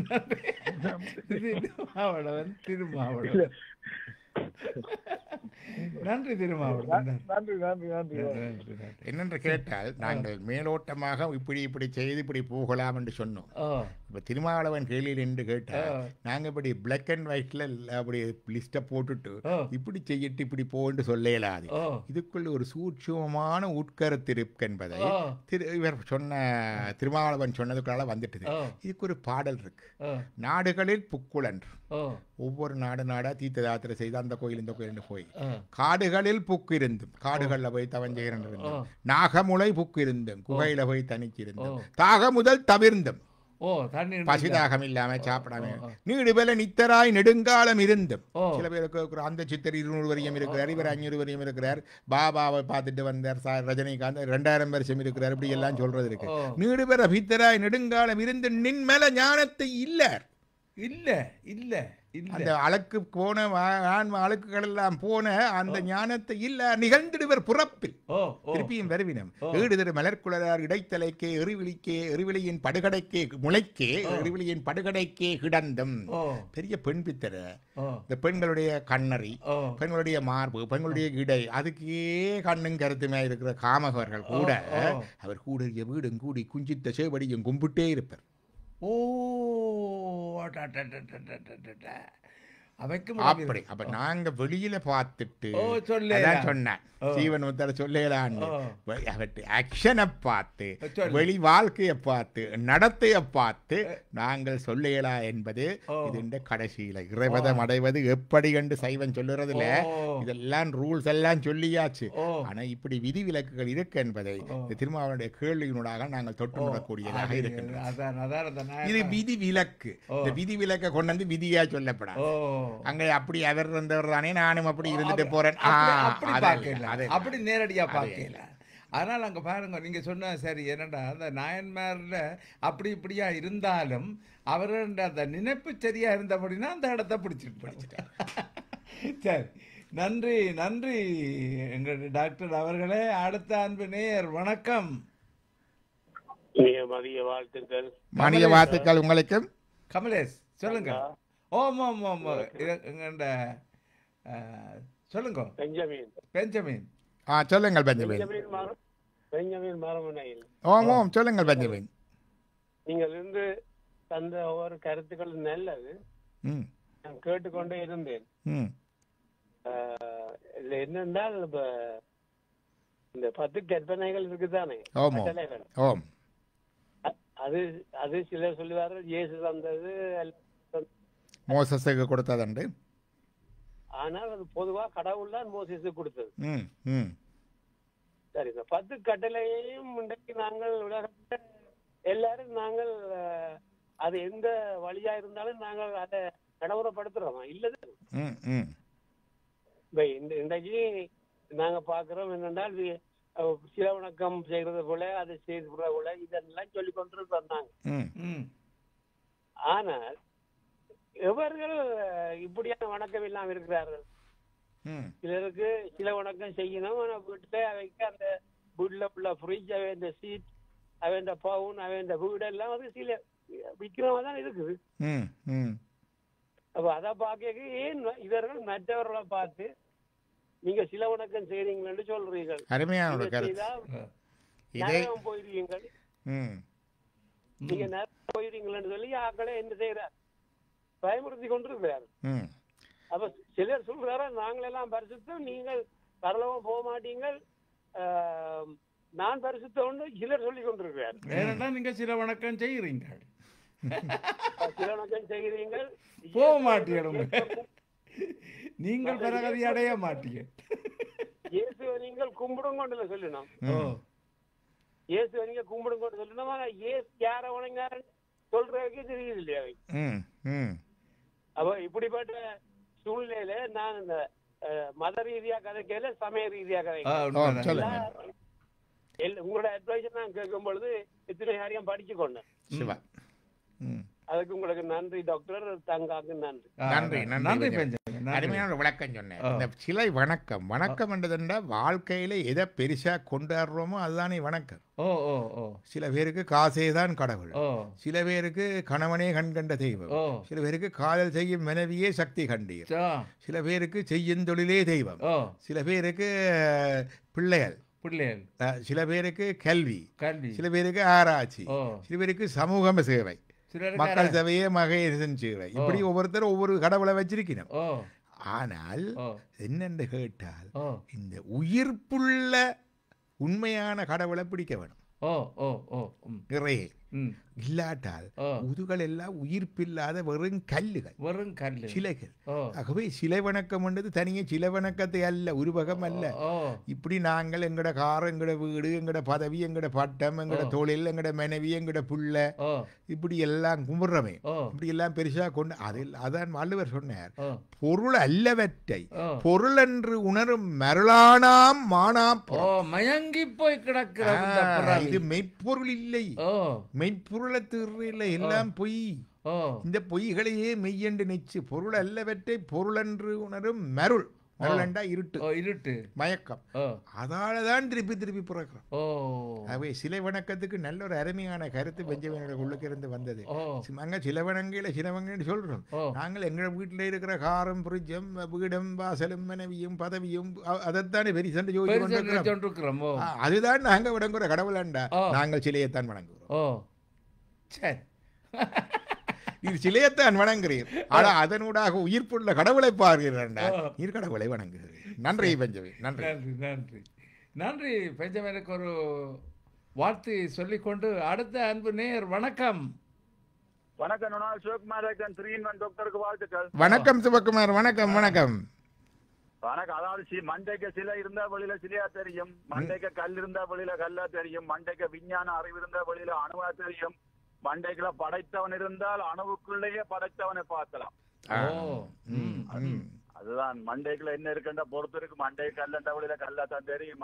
என்னுடைய கேள்வி டாக்டர், அது கல்ல கும்பிடினம், நாய கும்பினா பூனை கும்பினா புரிய கும்பிடு மனுஷனை ஜட்ஜ் பண்ணி கொண்டு திரிகிறான்.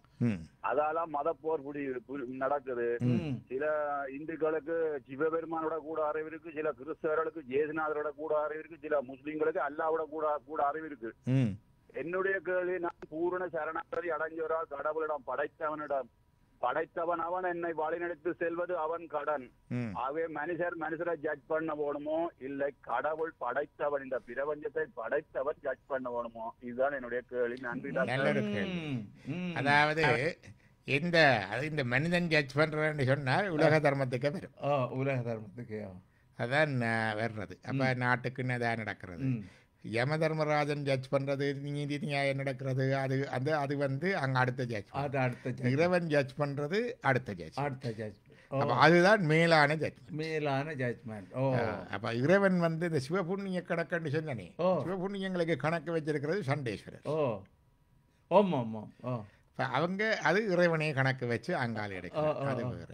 மற்ற புண்ணியங்கள் எல்லாம் நாங்க செய்ததை இன்பமா வந்து அனுபவிச்சு தீர்ப்போம், பாவங்களை துன்பமா வந்து அனுபவித்து தீர்ப்போம். சிவ புண்ணியங்களை தீர்க்க முடியாது. அது இரவா தவம் என்று சொல்லுவார்கள். இறப்பில் தவம். அது தொடர்ந்து பலன் அளித்துக் கொண்டிருக்கு. நல்லது சிவகுமார்.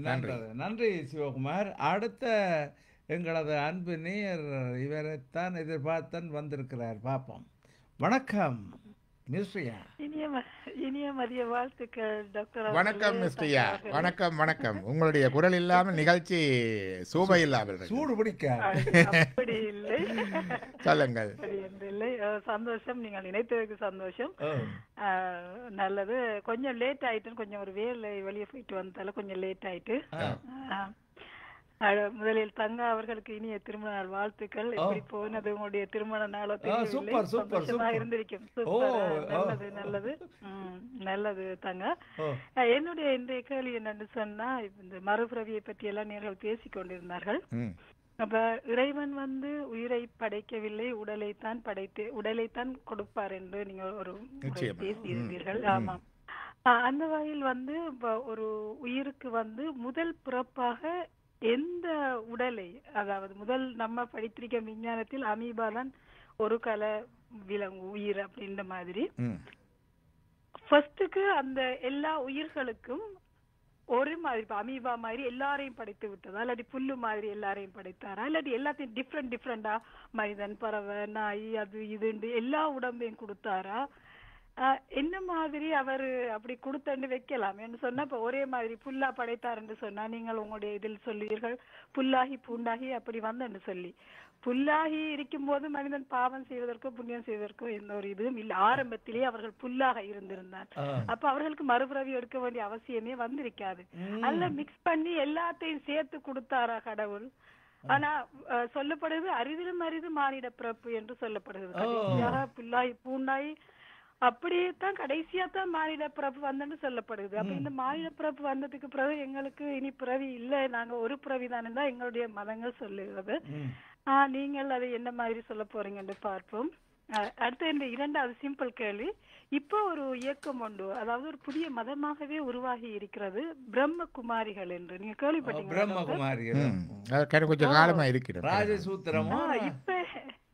இப்ப எங்களுடைய குர்ஆனை வச்சு ஆராய்ச்சி செய்து கொண்டிருக்கிறார்கள். அவர்கள் சொல்றார்கள் முஸ்லிம்கள் அல்லாவை கடவுளாக வணங்குகிறார்கள், நாங்கள் அல்லாவை மட்டும்தான் கடவுளாக வணங்குகிறோம் என்று கூட சொல்லுகிறார்கள். இந்த இயக்கம் என்ன மாதிரின்னு எனக்கு புரியவில்லை, அதையும் பற்றி சொல்லுங்கள். நன்றி நன்றி மிஸ்ரியா. முதலாவது நல்ல அருமையான ஒரு கேள்வி. முதல் பிறப்பு அது என்ன? முதலாவது வந்து எல்லாவற்றையும் ஒரே மாதிரி படைச்சாரா, எல்லாத்தையும் வித்தியாசமா படைச்சாரா என்ற கேள்வி. முதலாவது என்னன்னு கேட்டா, இந்த உயிர்கள் வந்து எண்ணிலி, கவுண்ட்லெஸ், எண்ண முடியாது. அப்ப அவர் இன்னும் எல்லாத்துக்கும் பிறப்பு கொடுத்து முடிக்கல, இன்னமும் நடந்தோன்னு தான். ஓ is an ongoing process. It's not ஒருக்கா போக முடிஞ்சு ஓஞ்ச கதை இல்லை. It's a story, ongoing process. அப்ப இன்னும் முதல் பிறவி எடுத்துக்கொண்டிருக்கிற உயிர்கள் வந்து கொண்டுதான் இருக்குது. மீள் பிறவி எடுத்துக்கொண்டிருக்கிற உயிர்களும் வந்து நடந்து கொண்டுதான் இருக்குது. முத்தி அடைஞ்சு கொண்டிருக்கிற உயிர்களும் போய் கொண்டுதான் இருக்குது. இன்னும் வெயிட்டிங் லிஸ்ட்ல பிறக்கிறதுக்கு இருக்கிற உயிர்கள் இன்னும் ரெடியா இருக்கு. நான் கேக்குறேன் டாக்டர், ஃபர்ஸ்ட் முதல்ல சொல்றேன். அப்ப இந்த நிலையில நடக்குது. அப்ப இது வந்து என்றுமே ஓயாது. படைத்தல், காத்தல், அழித்தல், மறைத்தல், அருள் ரெண்டுமே ஓயாது. இப்ப முற்றளிப்பு காலத்துல ஒரு ஓய்வு வரும். யாருக்கு? இறைவனுக்கு இல்ல, உயிர்களுக்கு தான் அந்த ஓய்வு. அப்படி அவர்கள் அந்த நேரத்தில் ஒரு ஓய்வு, ஒரு பிரேக், ஓய்வு நாள் ஒன்று திருப்பி மீண்டும் படைக்கின்ற பொழுது அந்த இதுகள் இருந்து வேறு. இப்ப என்ன கேட்டால், இந்த முதல் புறவி எவ்வாறு செய்தார்கள்? முதல் புறவி எல்லா புறவிகளுக்கும் உடம்பத்தாரது கர்மா, நாங்க செய்யற வினை. அது தெரியும் தானே, அது வினையின்படி கர்மாவில் உடம்பு வருகிறது. ஆனா இது இன்னும் கர்மாவே செய்யல. இந்த பிறவிகளுக்கு முந்தின நிலையில இருக்கிற உயிரை அனாதி கேவல நிலை என்று சொல்லுவார். அனாதி என்றா தொடக்கம் இல்லாத காலத்திலிருந்து, கேவலம் என்றா தனித்திருக்குது. என்னத்தோட தனித்திருக்குதுண்டா, அது அப்படியே ஆணவ மலவன்ற இருட்டு அப்படி engulf by the dirt of ஆணவ. அந்த ஆணவத்தில் அழுந்தி போய் அதுல மறைஞ்சிருக்கு. அதுக்கு உயிருக்கு அறிகிற தன்மை உண்டு, பொட்டன்சிட்டி நோ, அனுபவிக்கிற தன்மை உண்டு, பொட்டன்சிட்டி டு என்ஜாய். ஆனால் ரெண்டுமே இல்லாமல் அந்த ஆணவமல மறைப்பால அப்படியே இருக்குது. உயிருக்கு இந்த அறிகிறதுக்கும் அனுபவிக்கிறதுக்கும் இறைவன் ஒரு சந்தர்ப்பத்தை கொடுக்கிறான். அப்படியே அதுக்கு ஒரு உடம்பை கொடுக்கிறான். அது இந்த உடம்புல கை, கால், கண், மூக்கு, கருவி கரணங்களை கொடுக்கிறான். அதுக்கு ஒரு இடத்தை கொடுக்கிறான். இடத்துல அனுபவ பொருட்களை கொடுக்கிறான். தனிகரண போன போகும். அதுதான் படைப்பு. அதான் படைப்பு. அப்ப இந்த இது எல்லாருக்கும் கொடுக்குறான், கொடுத்து கொண்டு வாரார். அப்ப என்ன செய்கின்றார் என்றால், இந்த முதல் புறவி என்ற கேள்வி வருகிறது. அப்ப முதல் புறவிக்கு கர்மா இல்லையே, அதான் அமீபா, புல்லு, அது நாங்கள் கண்ட உயிரினங்கள். முதல் புறவி, உயிரினுடைய முதல் புறவி யாருக்கு தெரியும்? அப்ப முதல் புறவி எப்படி கொடுக்கின்றார் என்று சொன்னால், புரியட்ட காயம் 8 எலிமெண்ட் பாடி கொடுக்குறோம். அது சூட்சுமம், சப்டில் பாடி. எப்படியும் இந்த உருவம் எடுக்கல, இங்க வெளியில வந்து உருவுக்கு தெரிய உங்க உடம்புக்குள்ளேயே சப்டில் பாடி இருக்குன்னு சொல்றேன். அப்ப புரியட்ட காயத்திலே சப்த ரூப ரச ஸ்பரிச கந்த, கேட்கும் சக்தி, முகரின் சக்தி, தொற்றுணரின் சக்தி, சுவைக்கும் சக்தி, மற்றது பார்க்கும் சக்தி. இந்த 5 பொட்டன்சிஸ் தன் மாத்திரைகள் வகை வைக்கிறார். அது தத்துவங்கள். அதோட சேர்த்து அதுக்கு மனம் வைக்கிறார், மைண்ட். அதுக்கு புத்தி, இன்டெலெக்டும் வைக்கிறார், இன்டெலெக்டும் வைக்கிறார். அதுக்கு இந்த அகங்கார், அகம் என்றது நான், கொஞ்சம் நான் என்ற அந்த தனியன், இந்த சென்ஸ் ஆஃப் இண்டிவிஜுவேஷனையும் வைக்கிறேன். இந்த 8 வச்ச ஒண்ணு அதை சொல்றது புரியட்ட காயம். இதுதான் இறைவன் கொடுக்கிற முதல் படி. இந்த முதல் படி வந்து கர்மாவால வாரதில்லை. அதைத்தான் சொல்லுவார்கள், விச்சதின்றி ஏ விளைவு செய்குவாய். கர்மவினை இல்ல, விதக்கேல, ஆனா படி கொடுக்கிறார். இது அவர் சம சந்தர்ப்பம். எல்லா உயிருக்கும் இதுதான் பாடி. அவர் கொடுக்குற ஒவ்வொன்றுக்கும் இதைத்தான் கொடுக்குறார். ஆனா வந்த உடனே இந்த உயிர் என்ன செய்யுது, அதுக்கு ஒரு ஸ்பேஸ் வந்துட்டுது, அதுக்கு அந்த மனம் வந்துட்டுது, புத்தி வந்துட்டுது, தான் என்ற உணர்வு வந்துட்டுது, அந்த சப்த ரூபரசஸ்வர கந்தம் வந்துட்டுது. மனத்தாலையும் செய்யலாம் தானே கர்மா, கர்ம செய்யலாம், அக்காலம் செய்யலாம். அது செய்த உடனே அது அடுத்த பிறப்பை தீர்மானிக்கும். ஒன்று அமீபாபாகுது, ஒன்று டைனோசர் ஆகுது, ஒன்று முதலையாகுது, ஒன்று மனுஷனாகுது. முதல் பிறப்பிலேயே மனுஷனாவாரதும் இருக்கு, முதல் பிறப்பிலேயே தேவனாவாரதும் இருக்குது. அதுக்கு பிறகு அந்த கர்ம வினைகளின்படி அடுத்தடுத்து அப்படியே கண்டினியூ பண்ணி கொண்டு போகும். இப்படித்தான் இறைவன். அப்ப இறைவன் நீதியான தெய்வன், எல்லோருக்கும் சமமான சந்தர்ப்பத்தை கொடுக்கிறார். அவர் ஒரேடியா விடுதலையை கொடுக்கல என்று கேட்டார். பொறுப்பான தந்தை. எப்படி ஒரு பொறுப்பான தகப்பன் தனியே செல்வங்களை தேடி வைத்து பிள்ளைகளுக்கு சும்மா சேர்த்து வச்சுட்டு போறேன், பிள்ளைகளை படிப்பிச்சு உழைக்க பண்ணி அந்த நிலையில வச்சு போட்டு போவேன். அதே மாதிரி எங்கள் விடுதலையை, எங்கள் இன்பத்தை நாங்களும் இறைவனைப் போல முழுமையை அடைய வேண்டும் என்ற நிலையை வருவதற்கு எங்களுக்கு சந்தர்ப்பத்தை கொடுப்படுத்தி கொடுக்கிறார். அதுதான் இந்த படைப்பினுடைய நோக்கம். அதனூடாகத்தான் இந்த பிறவிகள் எல்லாம் வருகின்றது. மானிட பிறவி கடைசி அண்டல்ல. மானிட பிறவி எடுத்தவர் திருப்பி மற்றதா வரலாம். ஆனா மானிட பிறவி அரியதோ ஒரு பிறவி. ஏனென்றா எல்லா பிறவியின் நோக்கத்திலையும் எல்லா பிறவிக்கும் அறிவுண்டு. அது தொல்காப்பியரே சொல்லிட்டாரு, ஒன்றறிவதுவே ஓரறிவதுவே புல்லும் மரணம் ஓரறிவினவே. தாவரங்களுக்கு ஓரறிவு, அததின்ற நியதிக்கு அததின்ற புண்ணிய பாவம் உண்டு இருக்கு. ஈரறிவினவே அவற்றோடு நாவே நந்தம் முரளன் ஈரறிவினவே சுவ வந்துட்டு. மூவறிவினவே அவற்றோடு மூக்கே சிதலும் எறும்பும் மூவறிவினவே. வீட்டுல சக்கரை வச்சா ரொம்ப எங்கேயோ இருந்தெல்லாம் தேடி பிடிச்சிடும். நான்கறிவினவே அவற்றோடு கண்ணே நண்டன் தும்பியின் நான்கறிவினவே. ஐயறிவினவே அவற்றோடு செவியே. புல்லும் மாவும் ஐயறிவினவே. புல்லண்டது பறவை, மாவண்டது விலங்கு. ஆறறிவினவே அவற்றோடு மனனே. மக்கள் தாமே ஆறறிவினவே. ஆறறிவை பாவிக்காட்டி நாங்கள் மாக்கள், மிருகங்கள். ஆறறிவை பாவிச்சா மனுஷர். ஒவ்வொரு பிராணிக்கும் அதது அறிவுக்கேற்ற மாதிரி பாவ புண்ணியங்கள் உண்டு. தாவர விலங்குகளுக்கு கூட பாவ புண்ணியங்கள் உண்டு. நாங்கள் எங்களுடைய உமாவதி சிவாச்சாரியருடைய இதில் படிப்போம். சிவதீர்த்தம் போய் சிவபுண்ணிய பெறுவற்றிருந்த முள்ளுச்செடிக்கு முத்தி கொடுத்தார்.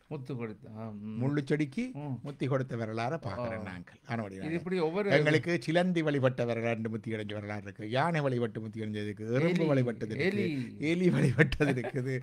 கிளி வழிபட்டது இருக்கு. பாம்பு வழிபட்டது இருக்கு. மயில் வழிபட்டது இருக்கு. மைனா வழிபட்டது இருக்கு. கொக்கு நேர வழிபட்டது இருக்குது.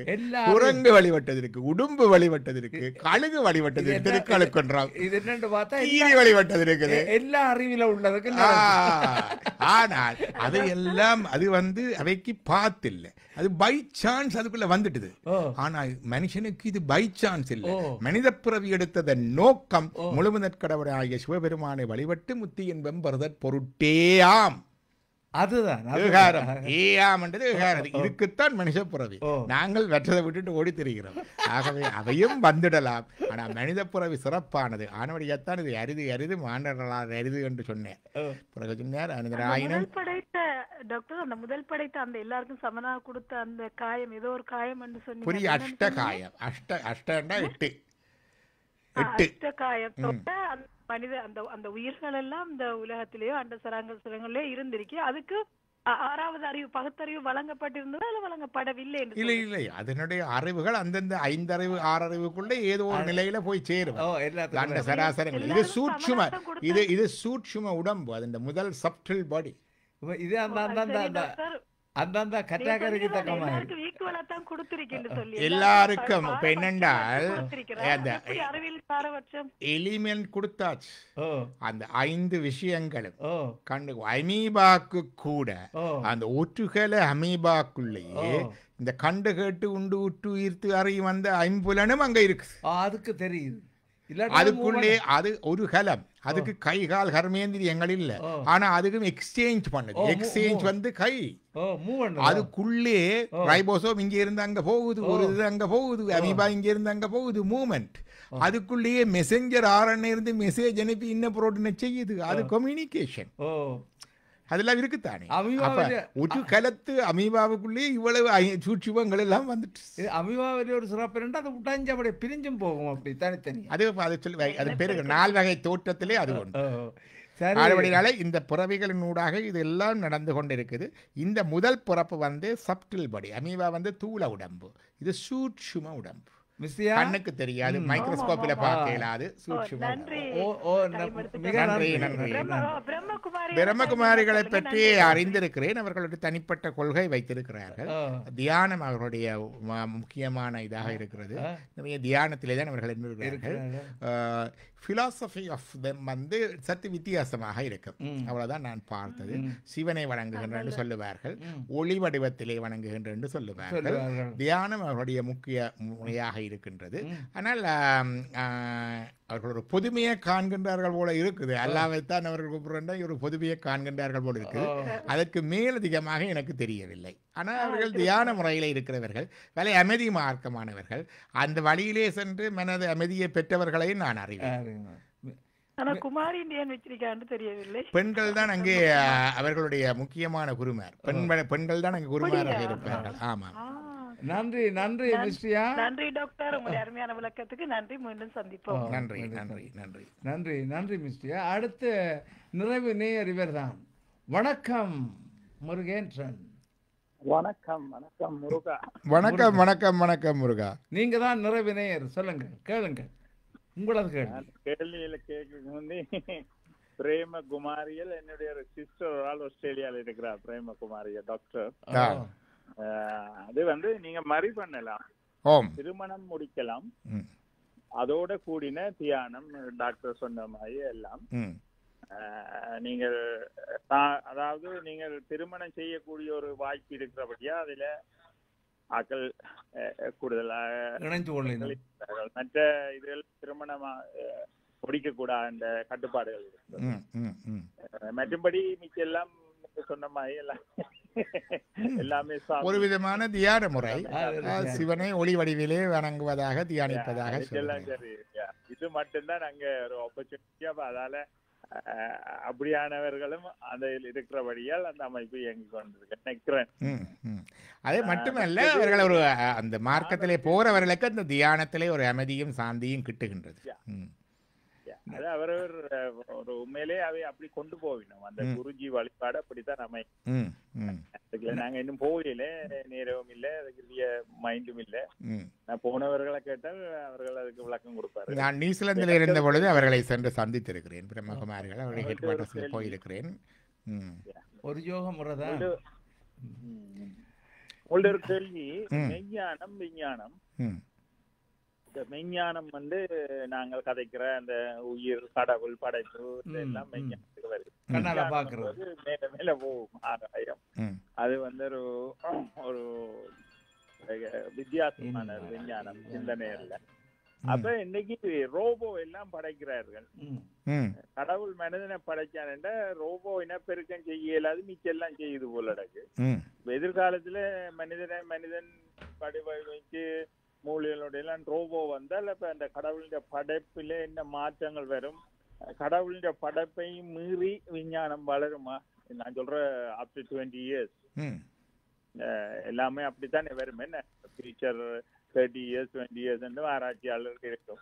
அப்ப அந்த நேரம் இந்த மெய்ஞானங்கள் என்ன மாதிரி இருக்கும் என்றால் மனிதனும் ஒரு ஒவ்வொன்றையும் உருவாக்கி கொண்டு போறான். என்ன நான் நினைக்கிறேன், இப்ப என்னன்னு கேட்டால் நீங்க சொல்வது மிகச்சரி. இப்ப ஆர்டிபிஷியல் இன்டெலிஜென்ஸ் நன்றாயிருக்கும். இப்ப காலையிலே கூட நாங்கள் அந்த ஆர்டிபிஷியல் இன்டெலிஜென்ஸ் நிறைய பாவிக்கிறோம். வகுப்படுக்கிறதுக்கு தீபாவளிக்கெல்லாம் ஆர்டிபிஷியல் இன்டெலிஜென்ஸ் பாவிச்சு அருமையாக ஒரு கருப்பொருளை அது சொல்றதுக்கு நாங்கள் கொஞ்சம் கொடுத்தால் தரும் அது. அப்ப இப்படி பார்க்கின்ற பொழுது இந்த மெஞ்ஞானம் விஞ்ஞானம், ஞானம் என்கிறது அறிவு. அது நாங்கள் தான் பாகுபடுத்தி வச்சிருக்கிறோம். இது மெஞ்ஞானம், இது விஞ்ஞானம் என்றெல்லாம். விஞ்ஞானம் என்றால் யோசிக்கிறது நாங்கள் அறிவியல் என்று சொல்லி, அது விந்தையான புதுமையான அறிவை விஞ்ஞானம் என்று சொல்றோம். விஞ்ஞானம் என்ற போட்டு ஆன்மீகத்திலே இருக்குது. புதுமையான அறிவு ஆன்மீகம் கண்ணால பாடுறது. இது விஞ்ஞானம், புதுமையான அறிவு, அவ்வளவுதான். ஆனால் இந்த நீங்க சொல்லுகிறீர்கள் இந்த மெஞ்ஞானம் விஞ்ஞானம் வந்து நாங்கள் தான் இந்த வரம்பு போட்டு வச்சிருக்கோம். ஆனால் உண்மையிலே நாங்கள் ஆன்மீகம் என்று பார்த்தால், ஆன்மீகம் என்றது என்னென்று கேட்டால், எதை நாங்கள் அளக்க முடியாததோ அதுதான் ஆன்மீகத்துக்கு வரும். whichever is subject to measurement in terms of its dimension, radiation, expansion is subject of science. எதை அதனுடைய பரிமாணம், நீளம், அகலம், உயரம், அதுண்ட கதிர்வீச்சு, அதுண்ட பரப்பளவு, இதுகளை வச்சு வச்சு நாங்கள் ஒரு மெஷர்மெண்ட் எடுக்கக்கூடியதாக ஒன்று இருந்தால் அது சப்ஜெக்ட் ஆஃப் சயின்ஸ், அறிவியல். அப்போ அதுக்குள்ளே எல்லாம் பெறும், அணுவும் பெறும், இதுவும் பெறும். இப்போ எல்லாம் கோட் பார்ட்டிகள் எல்லாம் வந்துட்டு, பார்ட்டிகள் என்றால் அதுக்கு பரிமாணம் எல்லாம் வந்துட்டு, அது சக்தி எல்லாத்துக்கும் பெறும். மனதை கூட அளக்கலாம். மனதிலேயே நாங்கள் டாக்டர் டிப்ரெஷன் ஸ்கேல் பாவிக்கிறோம், ஆன்சைட்டி ஸ்கேல் பாவிக்கிறோம். அதே மாதிரி புத்தி கூர்மையை பார்க்கறதுக்கு ஐக்யூ, இன்டெலிஜென்ட் கோஷோ, புத்தியை பாவிக்கிறோம். எல்லாம் அளக்கிறதுக்கு எல்லாம் இருக்கு. இதெல்லாம் அளவைக்கு உட்படுத்தப்பட்டது. அளவுக்கு உட்படுத்தப்படாது என்று கேட்டால் அதுதான் சொல்றது. அது சொல்லுவார்கள் 5 இறைவனை அளக்க இயலாது. அவருக்கு முன்பக்கம் பின்பக்கம் அளவு கிடையாது. உயிருக்கு முன்பக்கம் பின்பக்கம் அளவுகள் பரிமாணங்கள் கிடையாது. உயிரை பிடிச்சிருக்கிற அழுக்குக்கும் கிடையாது. இது 3 தான் ஆன்மீகம். இதுதான் மெய்ஞானம் என்றதும் மெய் அறிவுன்றதும் இதைத்தான் நாங்கள் சொல்லுகிறோம். மிச்சதெல்லாம் விஞ்ஞானம். 2வது இந்த விஞ்ஞானத்தில் இப்போ எல்லாம் இன்டெலிஜென்ஸ் கூடி ரோபோட்ஸ் வருகுது, இது வருகுது. நாங்கள் திருப்பி ஒருக்கா இந்த புராண கதைகள் படிக்கணும். இந்த யாகங்கள் செய்து இப்படி எல்லாம் ஒரு அசுரன் வந்தான், பறக்கும் தட்டு, அவன் இப்படி போடான், அவன் இப்படி எல்லாம் செய்து பெரிய அநியாயம் செய்தான். பிறகு அவர்கள் எல்லாம் போய் அங்கே முறையிட்டார்கள். பிறகு அவனை வந்து இன்னொருத்தர் அழைச்சார். அது மாதிரி கொஞ்ச காலத்தில் ரோபோக்களும் விளையாட்டு விடும்போது தெரியாது. அப்படித்தான் ரோபோக்களை கிரியேட் பண்றது, அப்புறம் ரோபோக்களை சண்டைக்கு அனுப்புறது, அப்புறம் ரோபோக்கள் வந்து இதுகளை செய்யறது, பிறகு ரோபோவை கண்ட்ரோல் பண்ண இன்னொன்று வாரதுண்டு. மீண்டும் புராண கதைகள் தான் வரப்போது போல இருக்குது. மீண்டும் ஒருக்கா தூசு தட்டி அதுகளை ஒருக்கா பார்க்கலாம் நாங்கள். நன்றி நன்றி முருகா. நல்ல ஒரு அருமையான கருத்துக்களோடு இந்த நிகழ்வு நிறைவு பெறுகின்றது. மீண்டும் நாங்கள் அடுத்த வாரம் இதே நிகழ்விலே நாங்கள் சந்திக்கக்கூடியதாக இருக்கும் என்று நினைக்கின்றேன். அடுத்த வாரம் உங்களை சந்திக்கும் வரை வணக்கம் கூறி விடைபெறுவோம். நன்றி டாக்டர். மிக அருமையாக மடகாவும் என்ற தலைப்புக்கு தக்க மாதிரி விடயங்களை சைவத்திற்கு ஊடாக நீங்கள் எடுத்து விளக்கினதற்கு உங்களுக்கு மனமார்ந்த நன்றிகளும் வாழ்த்துக்களும். இதை செவிமடுத்த நேயர்களுக்கும் இந்த நிகழ்ச்சியிலே பங்கு கொண்ட நேயர்களுக்கும் நாங்கள் நன்றிகளும் வாழ்த்துக்களும் சொல்லி மீண்டும் அடுத்த வாரம் உங்களை சந்திக்கின்றோம் நேயர்களே. இது உங்கள் நேசம் தாங்க.